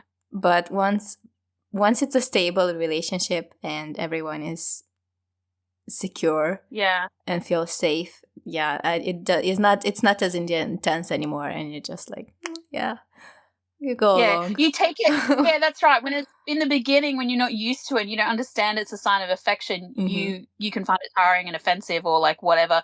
But once you realize it's a sign of affection, I think that's what I was trying to say. Once you're a person who realizes that's a sign of affection, if the person you care about then does that to somebody else or stops doing it, it's like, why?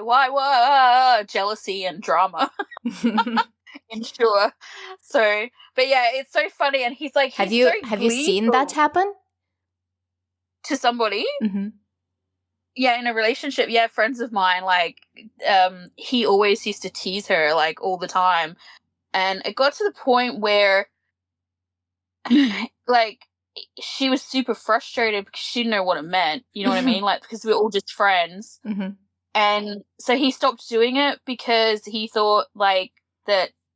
You know, it was pissing her off so much that even though he loved the reaction and stuff, it was pissing her off so much he was worried that, like, she would cut him out or, like, whatever, I don't know. And so he stopped doing it, and then she's just like, I don't know, it's really weird, he doesn't treat me the same, and, like, he was joking around with someone else, and oh my God, the drama. And then I was just like, did you realize he's, like, pulling... I said, he's literally, like... And he did, too. She has really long hair, and she always has braided, and he would, like, walk past her and shit and, like, pull her braids, or, like, we would be out somewhere and he'd pick her braid up and, like, drop it in her drink and stuff like that. Well,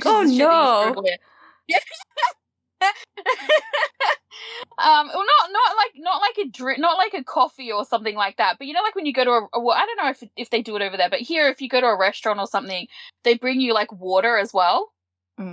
No, they don't do it here.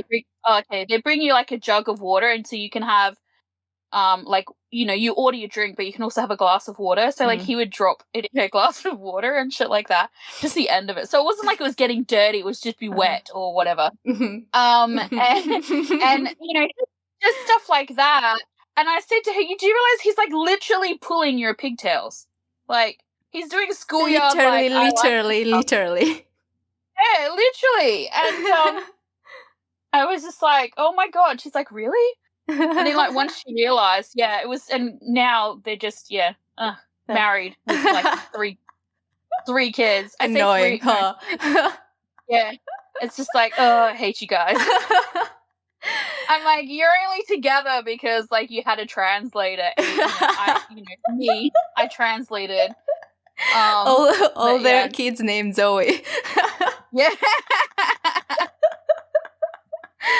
Okay. Well, or if not, Chloe, that kind of counts.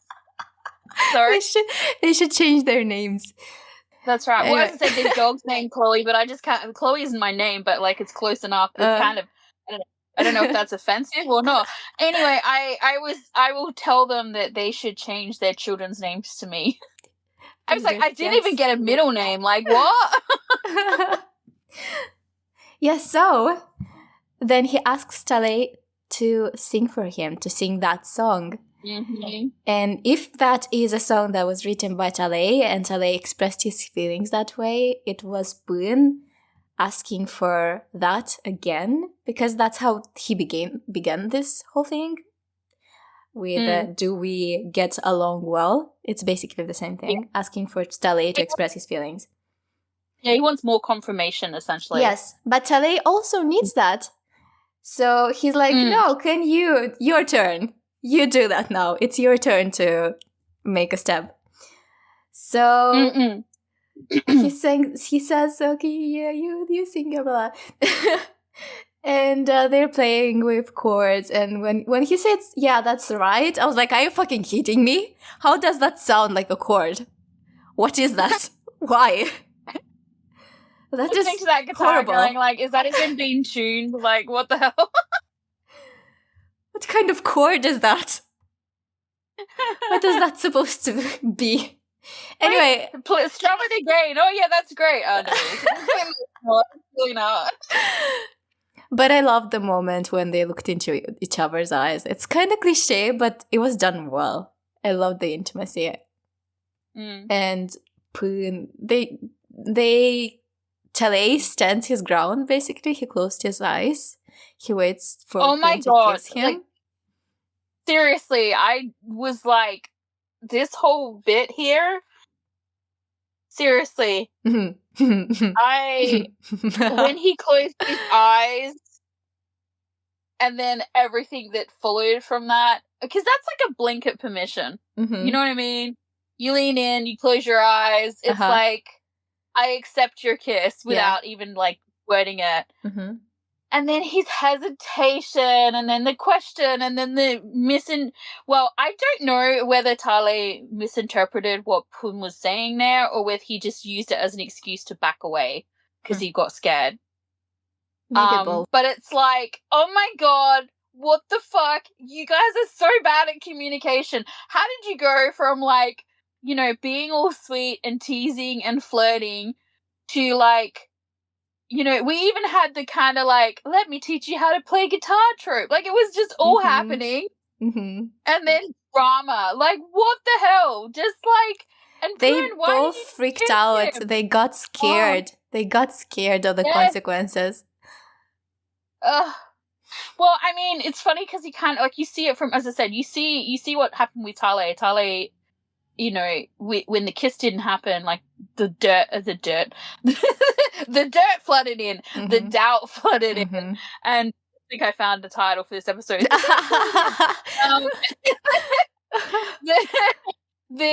His doubt just flooded in, and then, you know, he remembered talking to his friend, and his friend saying, like, if you don't think you can handle it, you need to back away, which is exactly what he did. Like, he used it as an excuse to back away. From Pun's point of view, like, there is this blatant permission given here, and yet he hesitates because, well, yeah, he's scared, but also, like, anytime he does something bold like that, Tale usually freaks out or thinks he's joking or, like, whatever. So it's like, so he backed off as well, and it's like he wanted to make sure, like, I can actually really do this, right? It's gonna be okay. You're not gonna freak out, and then Tale which makes him freak out. You kind of want to bump their heads together and just like, ah! I know, right? It's like that meme with the, like, person and the dolls, and it's like, now kiss. And, like, seriously, oh my God. I feel like I'm gonna like throw a little mini parade when they eventually get it on, because it's like, what the hell? Anyway, let's go watch part 4 and see how this unfolds. Well, I will say I got spoiled for part 4 thanks GMM for your, like, this is what's coming up next, because I didn't need to know that, but now I do. I mean, I don't know context, of course, because they don't give you context. They just give you, like, they just spoil the fuck out of you and then go, ha ha ha, now I'll go and watch the next bit. Yeah. Arsie. All right, let's do it. Part 4. Go. Part 4. I really want to watch episode 8. I want to watch episode 8. Yeah, well, if we're going to skip right to the end of part 4, then yes, I feel the same way. I mean, you probably more so than me, because you know what actually happens in episode 8. But I have to say I'm really angry. If we go to the beginning, I'm so frustrated. GMM needs to fix this. I don't really know what the problem is. Okay, I should elaborate. The subs are out on part 4 of episode 7 on YouTube. Slightly out of sync. And I don't know why, and I don't know what caused it, because maybe it was something that happened during the upload to YouTube, maybe? I don't know. I feel like they need to take it down and put it back up again or something. Yeah, they won't. They won't, because then they lose their views and everything, which I discovered with our YouTube channel. But yeah, so like, it's frustrating. Anyway, so we're trying to watch it, and it was really funny because I thought it was just me. And so I'm like, what have I done wrong? And I tried to do all the things you could possibly do to try and, you know, like, fix that maybe. You know, sometimes if you have something paused for a long time or whatever and you get to play it, it, like, does that. It, like, will slip the sync for some reason. So I even turned my TV off. Like, and then I was like, hang on a minute, I'm just gonna ask Morella if this is a thing or if it's just me, and you're like, no, they're out. So then I started trying to watch it, and I was just like, oh, I mean, look, it's one of those things. I feel like for most people just watching it, like, it's annoying, but it's only like one part. Mm-hmm. So it's probably not going to bother like the casual viewer maybe. Mm-hmm. But like because we're like really paying attention, we're really looking into everything. It was really hard trying to read the subs and marry it with what's going on and everything. And I got about, because the end part's like 17 minutes or something. I got about 5 minutes into it before I remembered, or at least was pretty sure it's actually on one of the streaming sites that my mum and I have a subscription for, which is called Viki. Mm-hmm. And I was like, pretty sure it's on there. So I went and had a look, and sure enough, it was on there. And so then I just had to like, because it's on there as like a whole solid, episode, 50-minute whatever episode. So I just had to like fast forward through and not to the part where we were up to, and I was like, please be in sync, and it was. So it must have happened when they uploaded it. Yep. Yeah. So I get them not wanting to lose the views or whatever, but like, just upload it again. I don't know if they'd just use like the change views. the title or Maybe something. they delete the subtitles and then add them again, but they won't do it. No, but it was super frustrating. But yeah, I feel like if you're just watching it, you could watch it and deal. If you're someone who's like, no, and you've got Viki in your like wherever you're from, like, just, it's on there. So I found it less not confusing, but frustrating once I was able to watch it that way, because it was funny. The first part of it, like, I got, more or less the conversation was okay, even though it seemed really like quite delayed there, and then it seemed to speed up a little bit and the delay wasn't quite so bad. But then there was the scene where they went to where he was at the, I can never remember what this place is called. The what? Association. Yeah, when he was at the association. And I, like, when I actually watched the properly synced version of it, I was like, wow, okay, I had mixed that conversation up in my mind as to who was what saying what. So I'm like, I'm glad I watched it, because I actually had a note that I deleted because it didn't make sense once I'd watched the proper version. I was like, yeah, I was wrong about that. So let's get to the beginning. Yeah. So Tele arrives at Poon's place. He's wearing green. They both are wearing green. No. Poon. Tele is. No. Yeah. But before all of that happens, we have this scene of them, like, riding home. Oh my god, yes. Yes. And I have to, there's a couple of things about this scene. First off is the Zoe comment, which is like the thing that has nothing to do with anything, but like, how big does this bus thing look like from the inside when they're filming in it? It looks massive.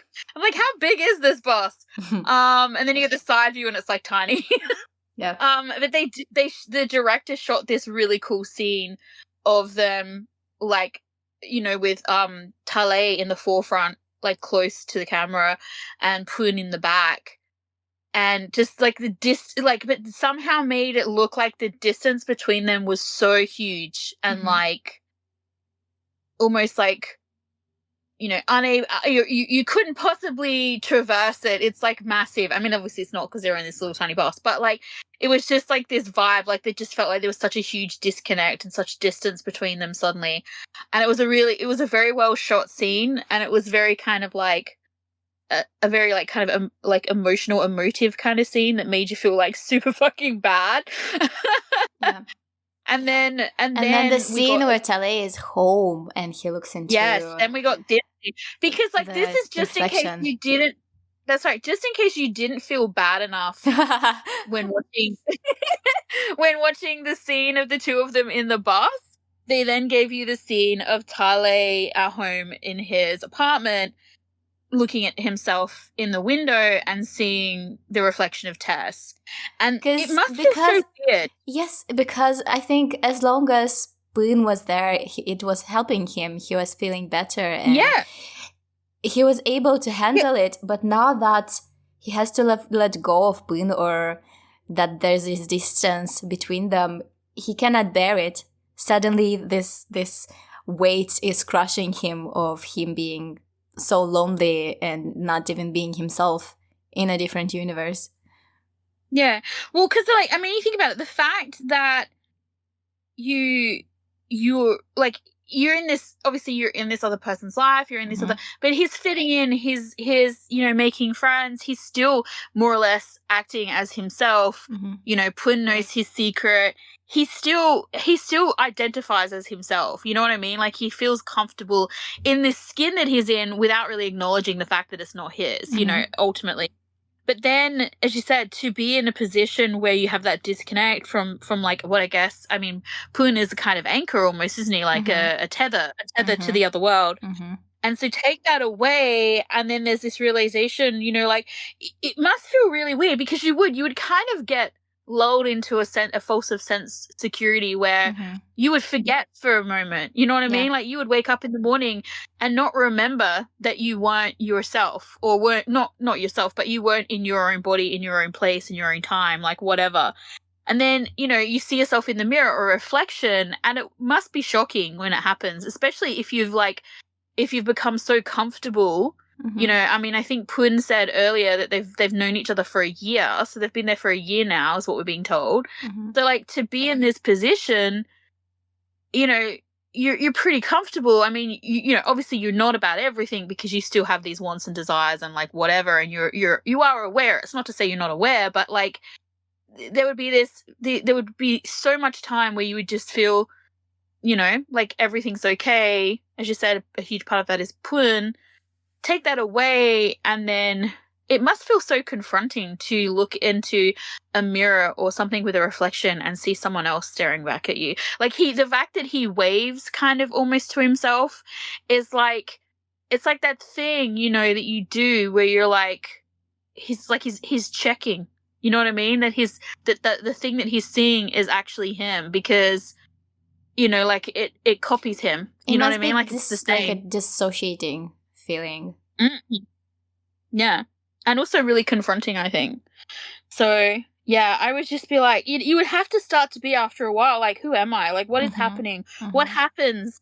What happens if this is it forever? Like, am I going to cease to exist? Is everything going to, like, it's all going to start to bleed together? Like, what parts of me will be lost? Like, a bit of an existential crisis. Yeah, pretty much. Yep. Yeah. And then we get the scene you're talking about, where he goes to see Pun. And they start speaking through the gate. The gate is green and Tali is green, which reminds me of episode, was it 2? Was it 3? With the 3, green one, yeah. And you mentioned that maybe for Tali green, for Pun, green is not a good color. Yep. And here we go. I know. Because this is the color of, is the color of, for him, of Tali leaving him to find his port key. Yeah, like fear and despair. And it was so funny because, like, when I saw that, I was like,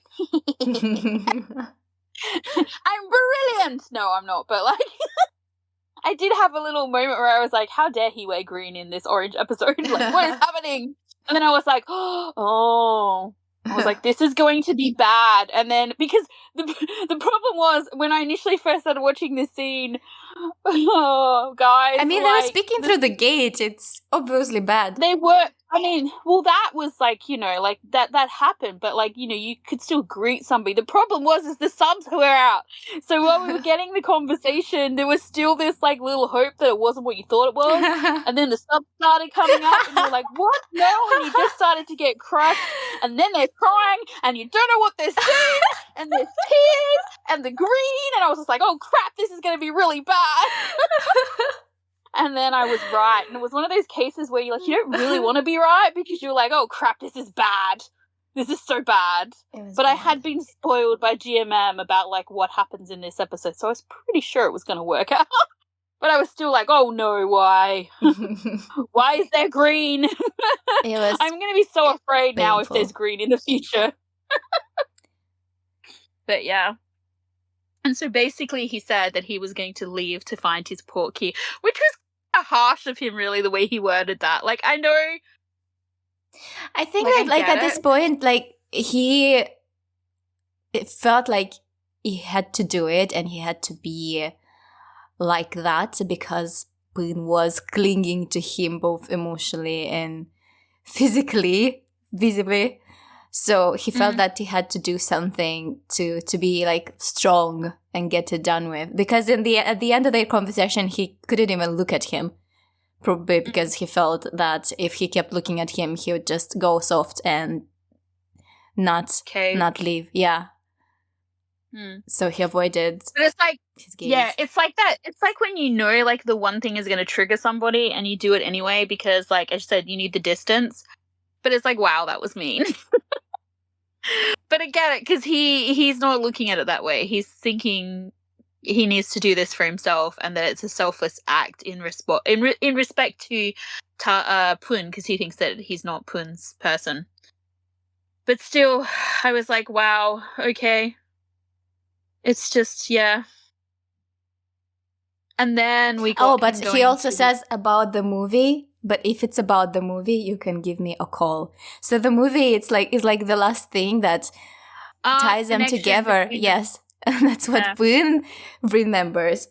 But the line, so I really have to let you go. It just like tore my heart open, and it's like, stuff started and I couldn't pouring out of you. Yeah, I just couldn't keep it inside. And it's just like it's like gory and weird. Yeah. Well, I mean, I don't know what it is about crying Jimmy. He is my enemy. He is my Achilles heel. So, like, it was really funny. I didn't cry when he was crying in the beginning, but my nose started running, which was a weird thing. But I was just like, my body's just like, you will leak fluids, whether you want to or not. But it sounds, like, oh, no. It sounds like he has been expecting this to happen. So yeah, I really have of course to let he you has. know. Yeah, because especially if he wants to stay in that world, but Tali wants to go back. He realizes that Tali will leave at some point. He just didn't think it would happen like this.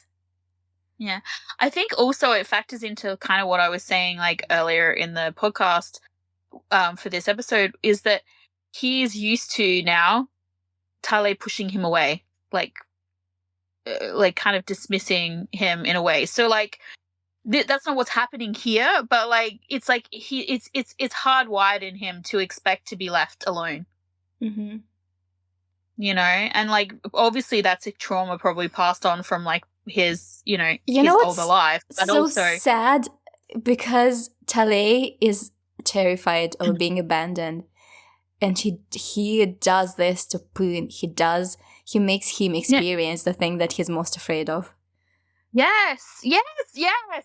Thank you. This is kind of what I've been trying to allude to with you. Yeah, he does these things. It's not like it's not like I'm not aware of this, Zoe. Yeah. And there's another thing. There's another thing later, which is like ties to the same idea, but we'll talk about it when we get there. But it's like, like he does this. I know. I see it as well. Mm-hmm. And I'm just like, but I mean, I suppose that's the same. We do that with people that we care about. We project our like worst fears on them. And sometimes we end up hurting them while trying to protect ourselves. I mean, not everybody, obviously. Some people are more well-adjusted than others. Not all of us are extremely traumatic. Just some of us. Just the best of us. Like, we're not all traumatized. But yeah, like, it's just, I saw that and I was kind of a bit like, nah. It's like, do that to them before they do that to you, huh? Yeah. Do it to them. Run before they leave you. Yeah, well, I mean, it's like, I guess a good analogy is like this idea of like being afraid of drowning and then holding someone else under the water so that you can get out or something. I mean, that's way more like dramatic, but visually you understand the picture. So, but yeah, it's just, seriously. And because. Okay, but he does not know that he's doing that. He doesn't see it that way. No, he doesn't realize. It's not a vindictive thing or anything. It's just, it's like desperation, which is actually the same thing that happens when people start to panic when they're in danger or whatever. So he has fully activated his flight response here. he's not doing the fight. He's gone flight and he's like making a break for it. And it's funny because Pun lets him, because one, he expects it, and also two, because he cares about him enough to let him do it, let him hurt him in this way. Because it's like they do this thing to each other where they think, like, Tale has done it a little bit as well, where he's like, he thinks that this is the best way to take care of him. Mm-hmm. You know what I mean? This is Pun doing that here. Like, when he doesn't want to let go. He shouldn't let go. He should tell me no. Right. Tell him, no, I'm your portkey. I'm not going to let you go. Right. Like, don't, like, grab onto him and cling and don't let him go. I mean, like, not in a, like, you know, super creepy way or anything. I'm not saying if someone says no, you shouldn't stop. But, like, you know what I mean? It's, yeah, he should be clinging onto him and letting him know that this is not what he wants or what he needs, or, you know. But he instead he lets him do this because this is obviously what he needs. Yes, even though it obviously hurts both of them. Yeah. And so, but as you said, instead what he takes from this is he's like, okay, I'm going to give you this because you need it. Like, it's killing me. Like, you can see it's killing Pun. Like, he's literally, like, standing there, like, falling apart. But he's like, he's so desperate, but he's like, I will let you take this from me because you need it. But he clings to, as you said, he clings to that, like, little bit of, like, tether that they can have, which is the movie. Mm-hmm. And so then we get the scene where Tale goes to see Tessa's father, and he takes them the most recent version of the script. Yeah. And he says to him, you know, in the future, can you talk to Tun directly because I'm going to leave the project. Tessa's dad looks very distressed and sad. Yeah. It's like he doesn't want to disappoint him, but he is actually happy to hear that Tess is. Yeah.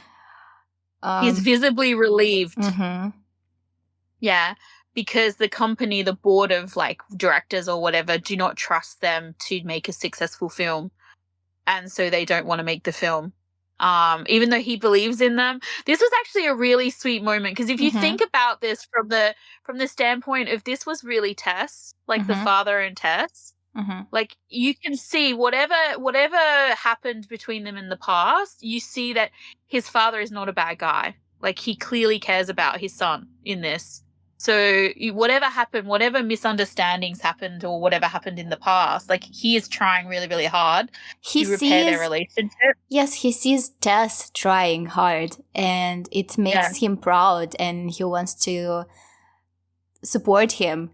And it pained him to disappoint him, but now that he's not a part of the project, he can breathe freely. He's relieved. Yeah, but you can see he's relieved, but you can still also see that he's not really that happy about it. Well, yeah, either. no, I said happy. He wasn't happy, obviously. He knows that even though he is not a part of that project, he still cares about the project, and he invested time and he worked on it.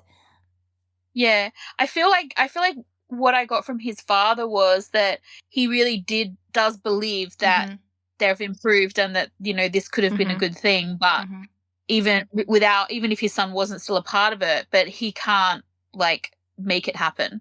So, you know, he was most worried about disappointing him, obviously, but, like, he's still, like, sorry that it's not going to happen. And you see this, like, moment of kind of, like, indecision in Tale, where he's like, how do I fix this? And, like, then you also kind of see this, like, moment where he realizes that he really can't fix it. Like, at least at this point in time, like, he has to step back. He has to step away from it. Yeah. So, and then we get the scene where he goes to the association. I love how Doll is like, I like how Doll is like, so, are you finally aware that the two, like, your board keys, you finally got to it? You're like... She's like, did you enjoy your honeymoon vacation? I mean, who goes on a honeymoon vacation and works and takes two friends with you? But anyway. And Tale is like, what? Yeah. I'm not his board key. What about Peng? Yeah. I know. And so...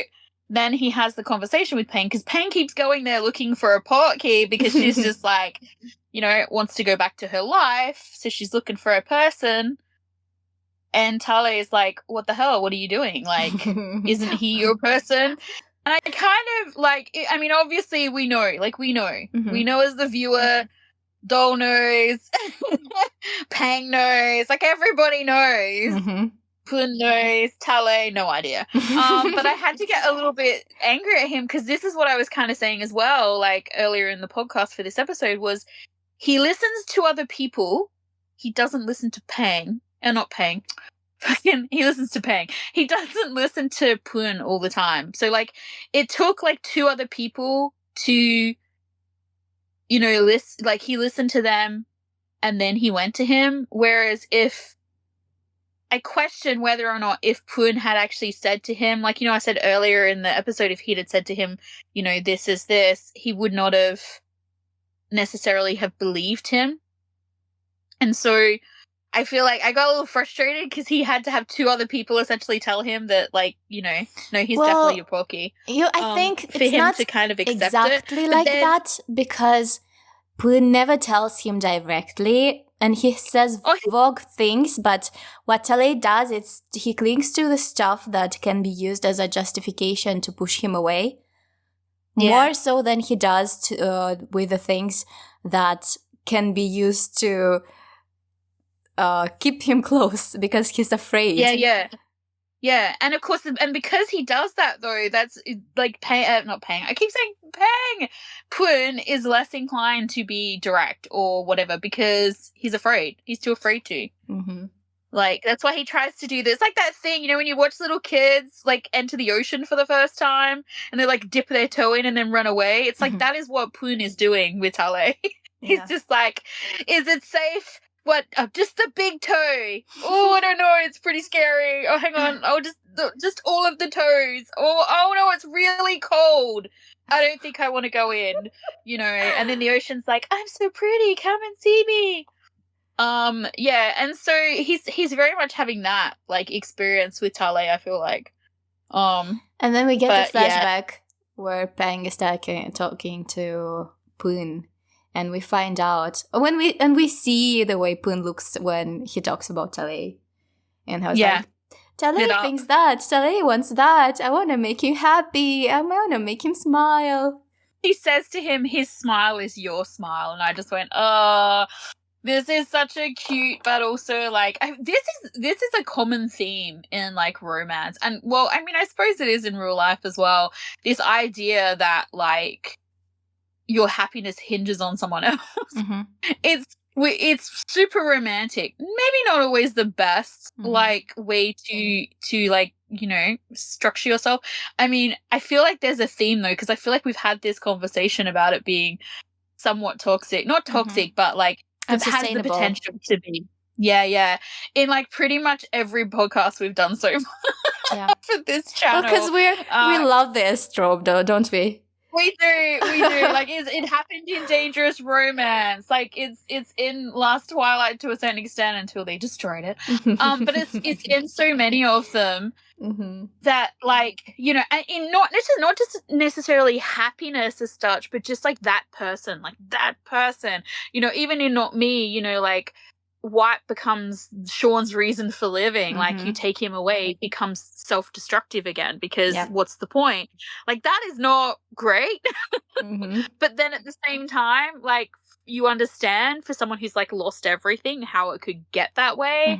And as long as the person in that situation doesn't mind being their everything and understands where they're coming from, then you can navigate that. Like, this is the same sort of situation.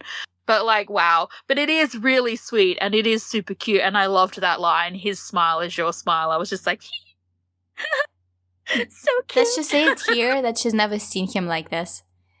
Yeah. Like, and this is not. Yeah. Yeah, like, she's, like, 99% sure that he is. Tale, she almost words it. Yeah, she almost words it in that sort of respect. She doesn't say the percentages like I just did, but that's basically what she's saying. But then she also says, like, if I could find someone who makes me smile every day, like, you know, like this, like you guys do each other, and I got to go back, I'd be really happy. But it's like, it's almost like that would also be enough. You know what I mean? Like, if you, I mean, you think about it. If you, okay, yeah, obviously you want to go back to your old life, but if you couldn't go back to your old life, but you still had that person that was like the most important person in the world was with you, could you bear it?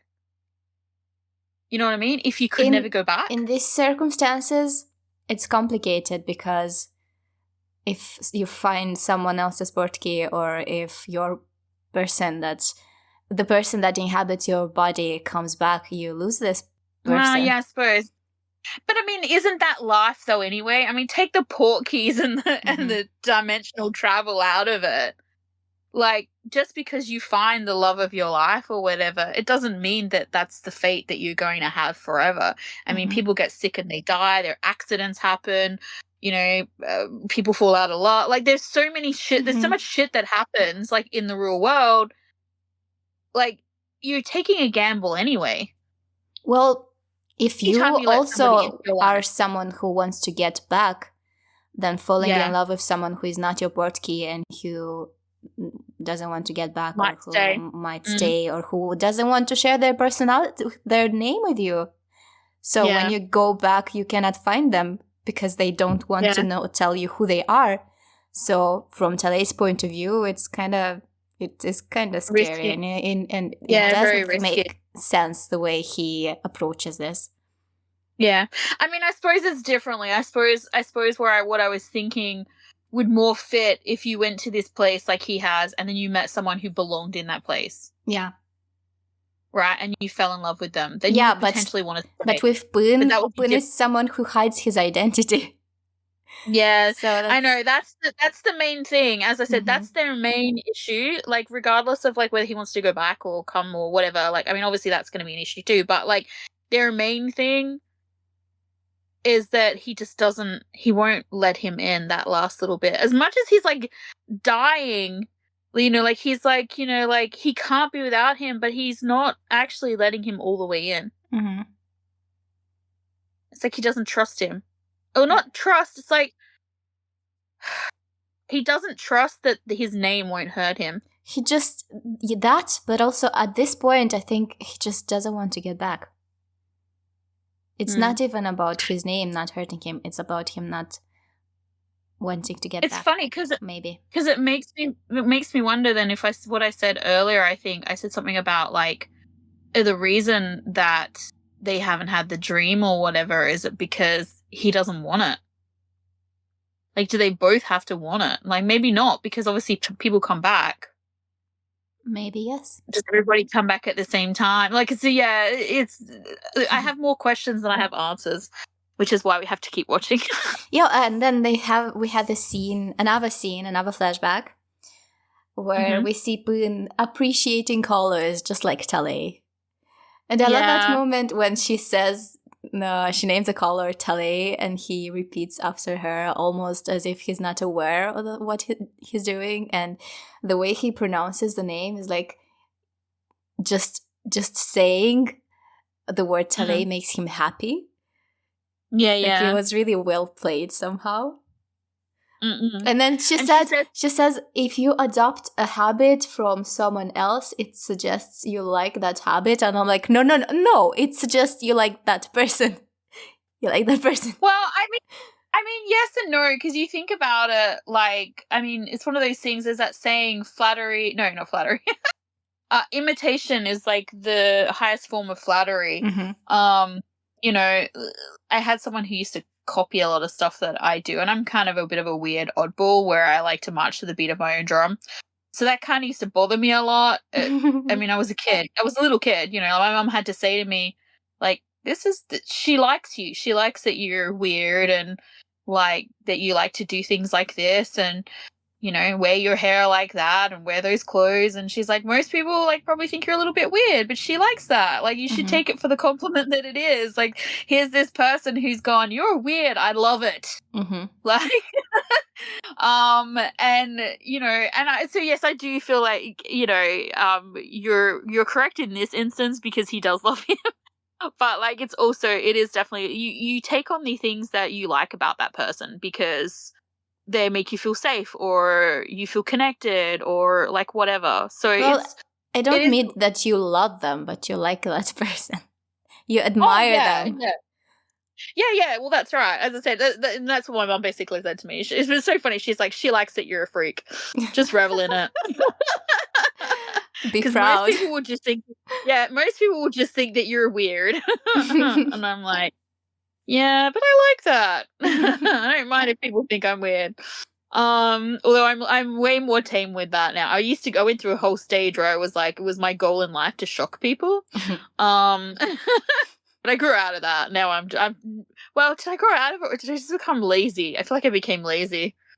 I'm like, if I do something shocking and you're shocked, well, that's all on you. But yeah, so it is a really interesting thing that she says there, and it's very true.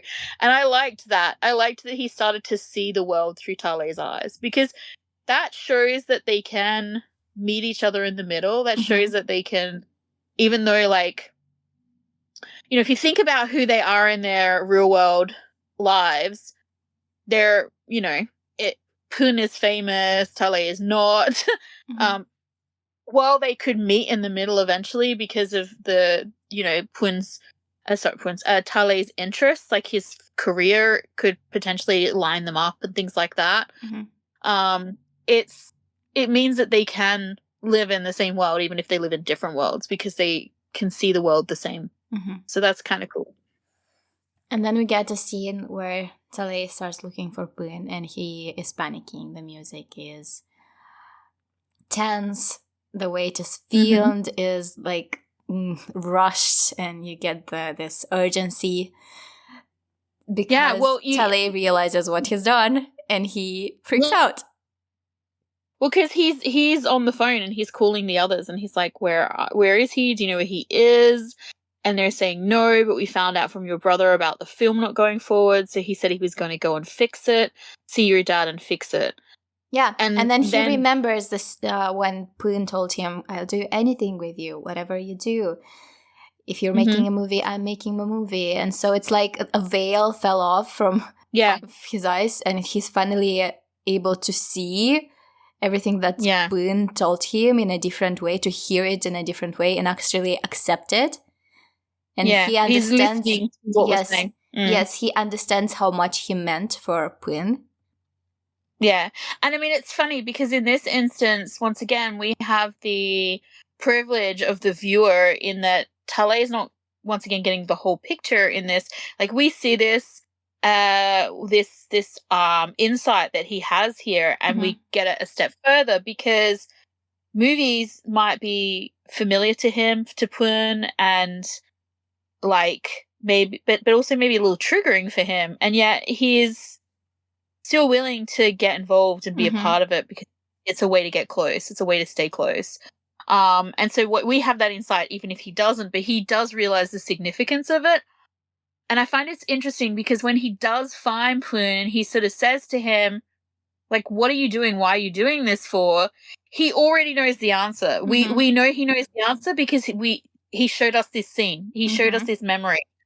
And so, but like, he has to ask because he's Tale, and Tale needs reassurance in the form of words. And plus, it's communication. It's not just assuming things.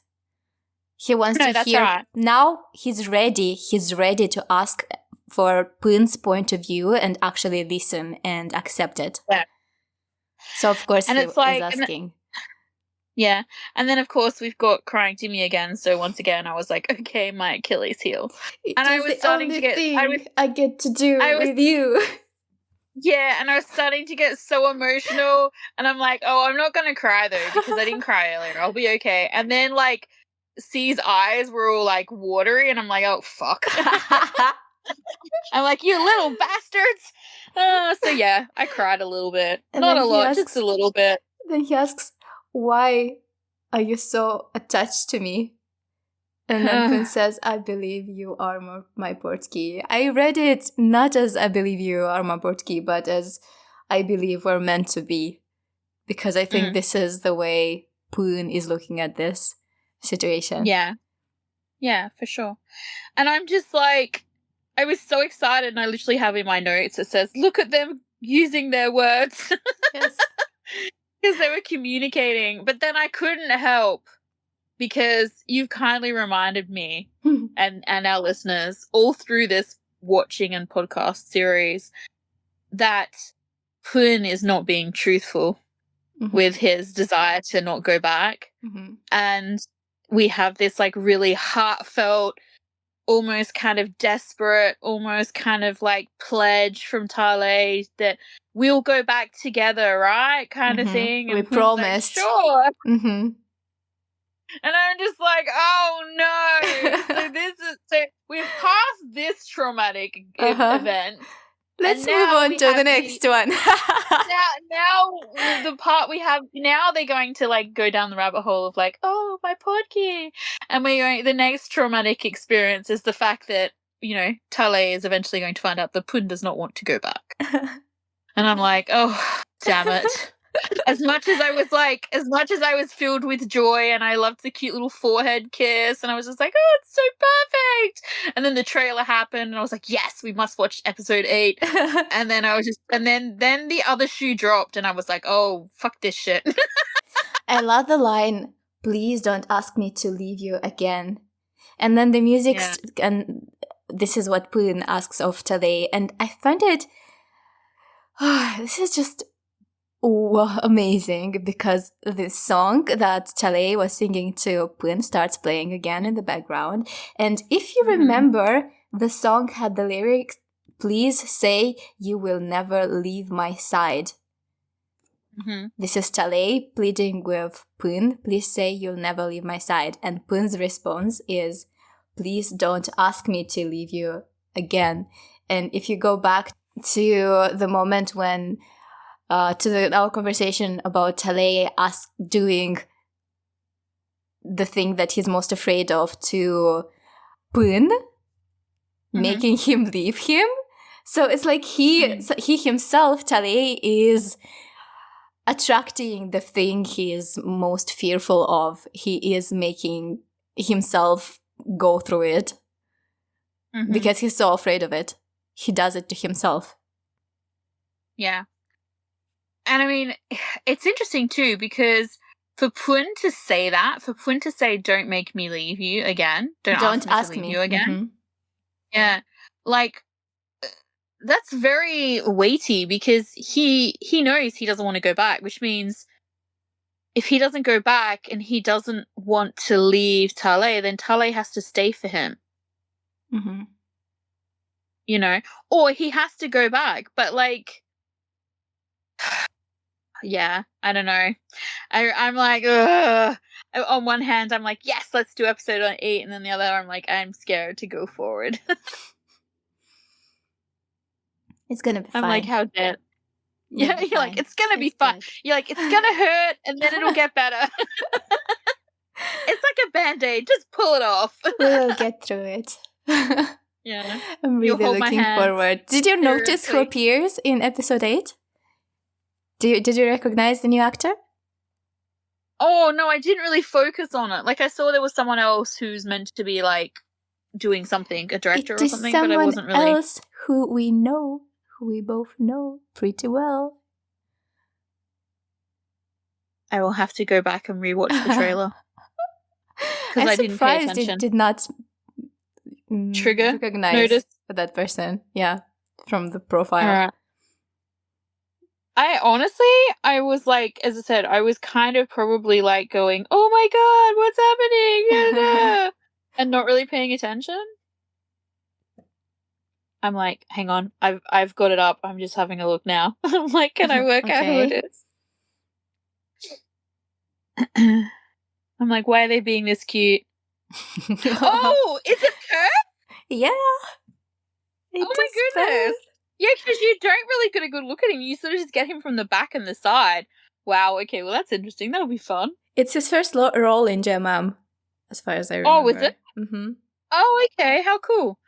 Yeah, I think I was too busy going like, oh, how cute are they? And like, also realizing that I'm going to be triggered in the not so distant future by like more crying and more whatever, because the drama hasn't finished. I was like, oh, there's someone else. I mean, yeah. Let me tell you something. The episode where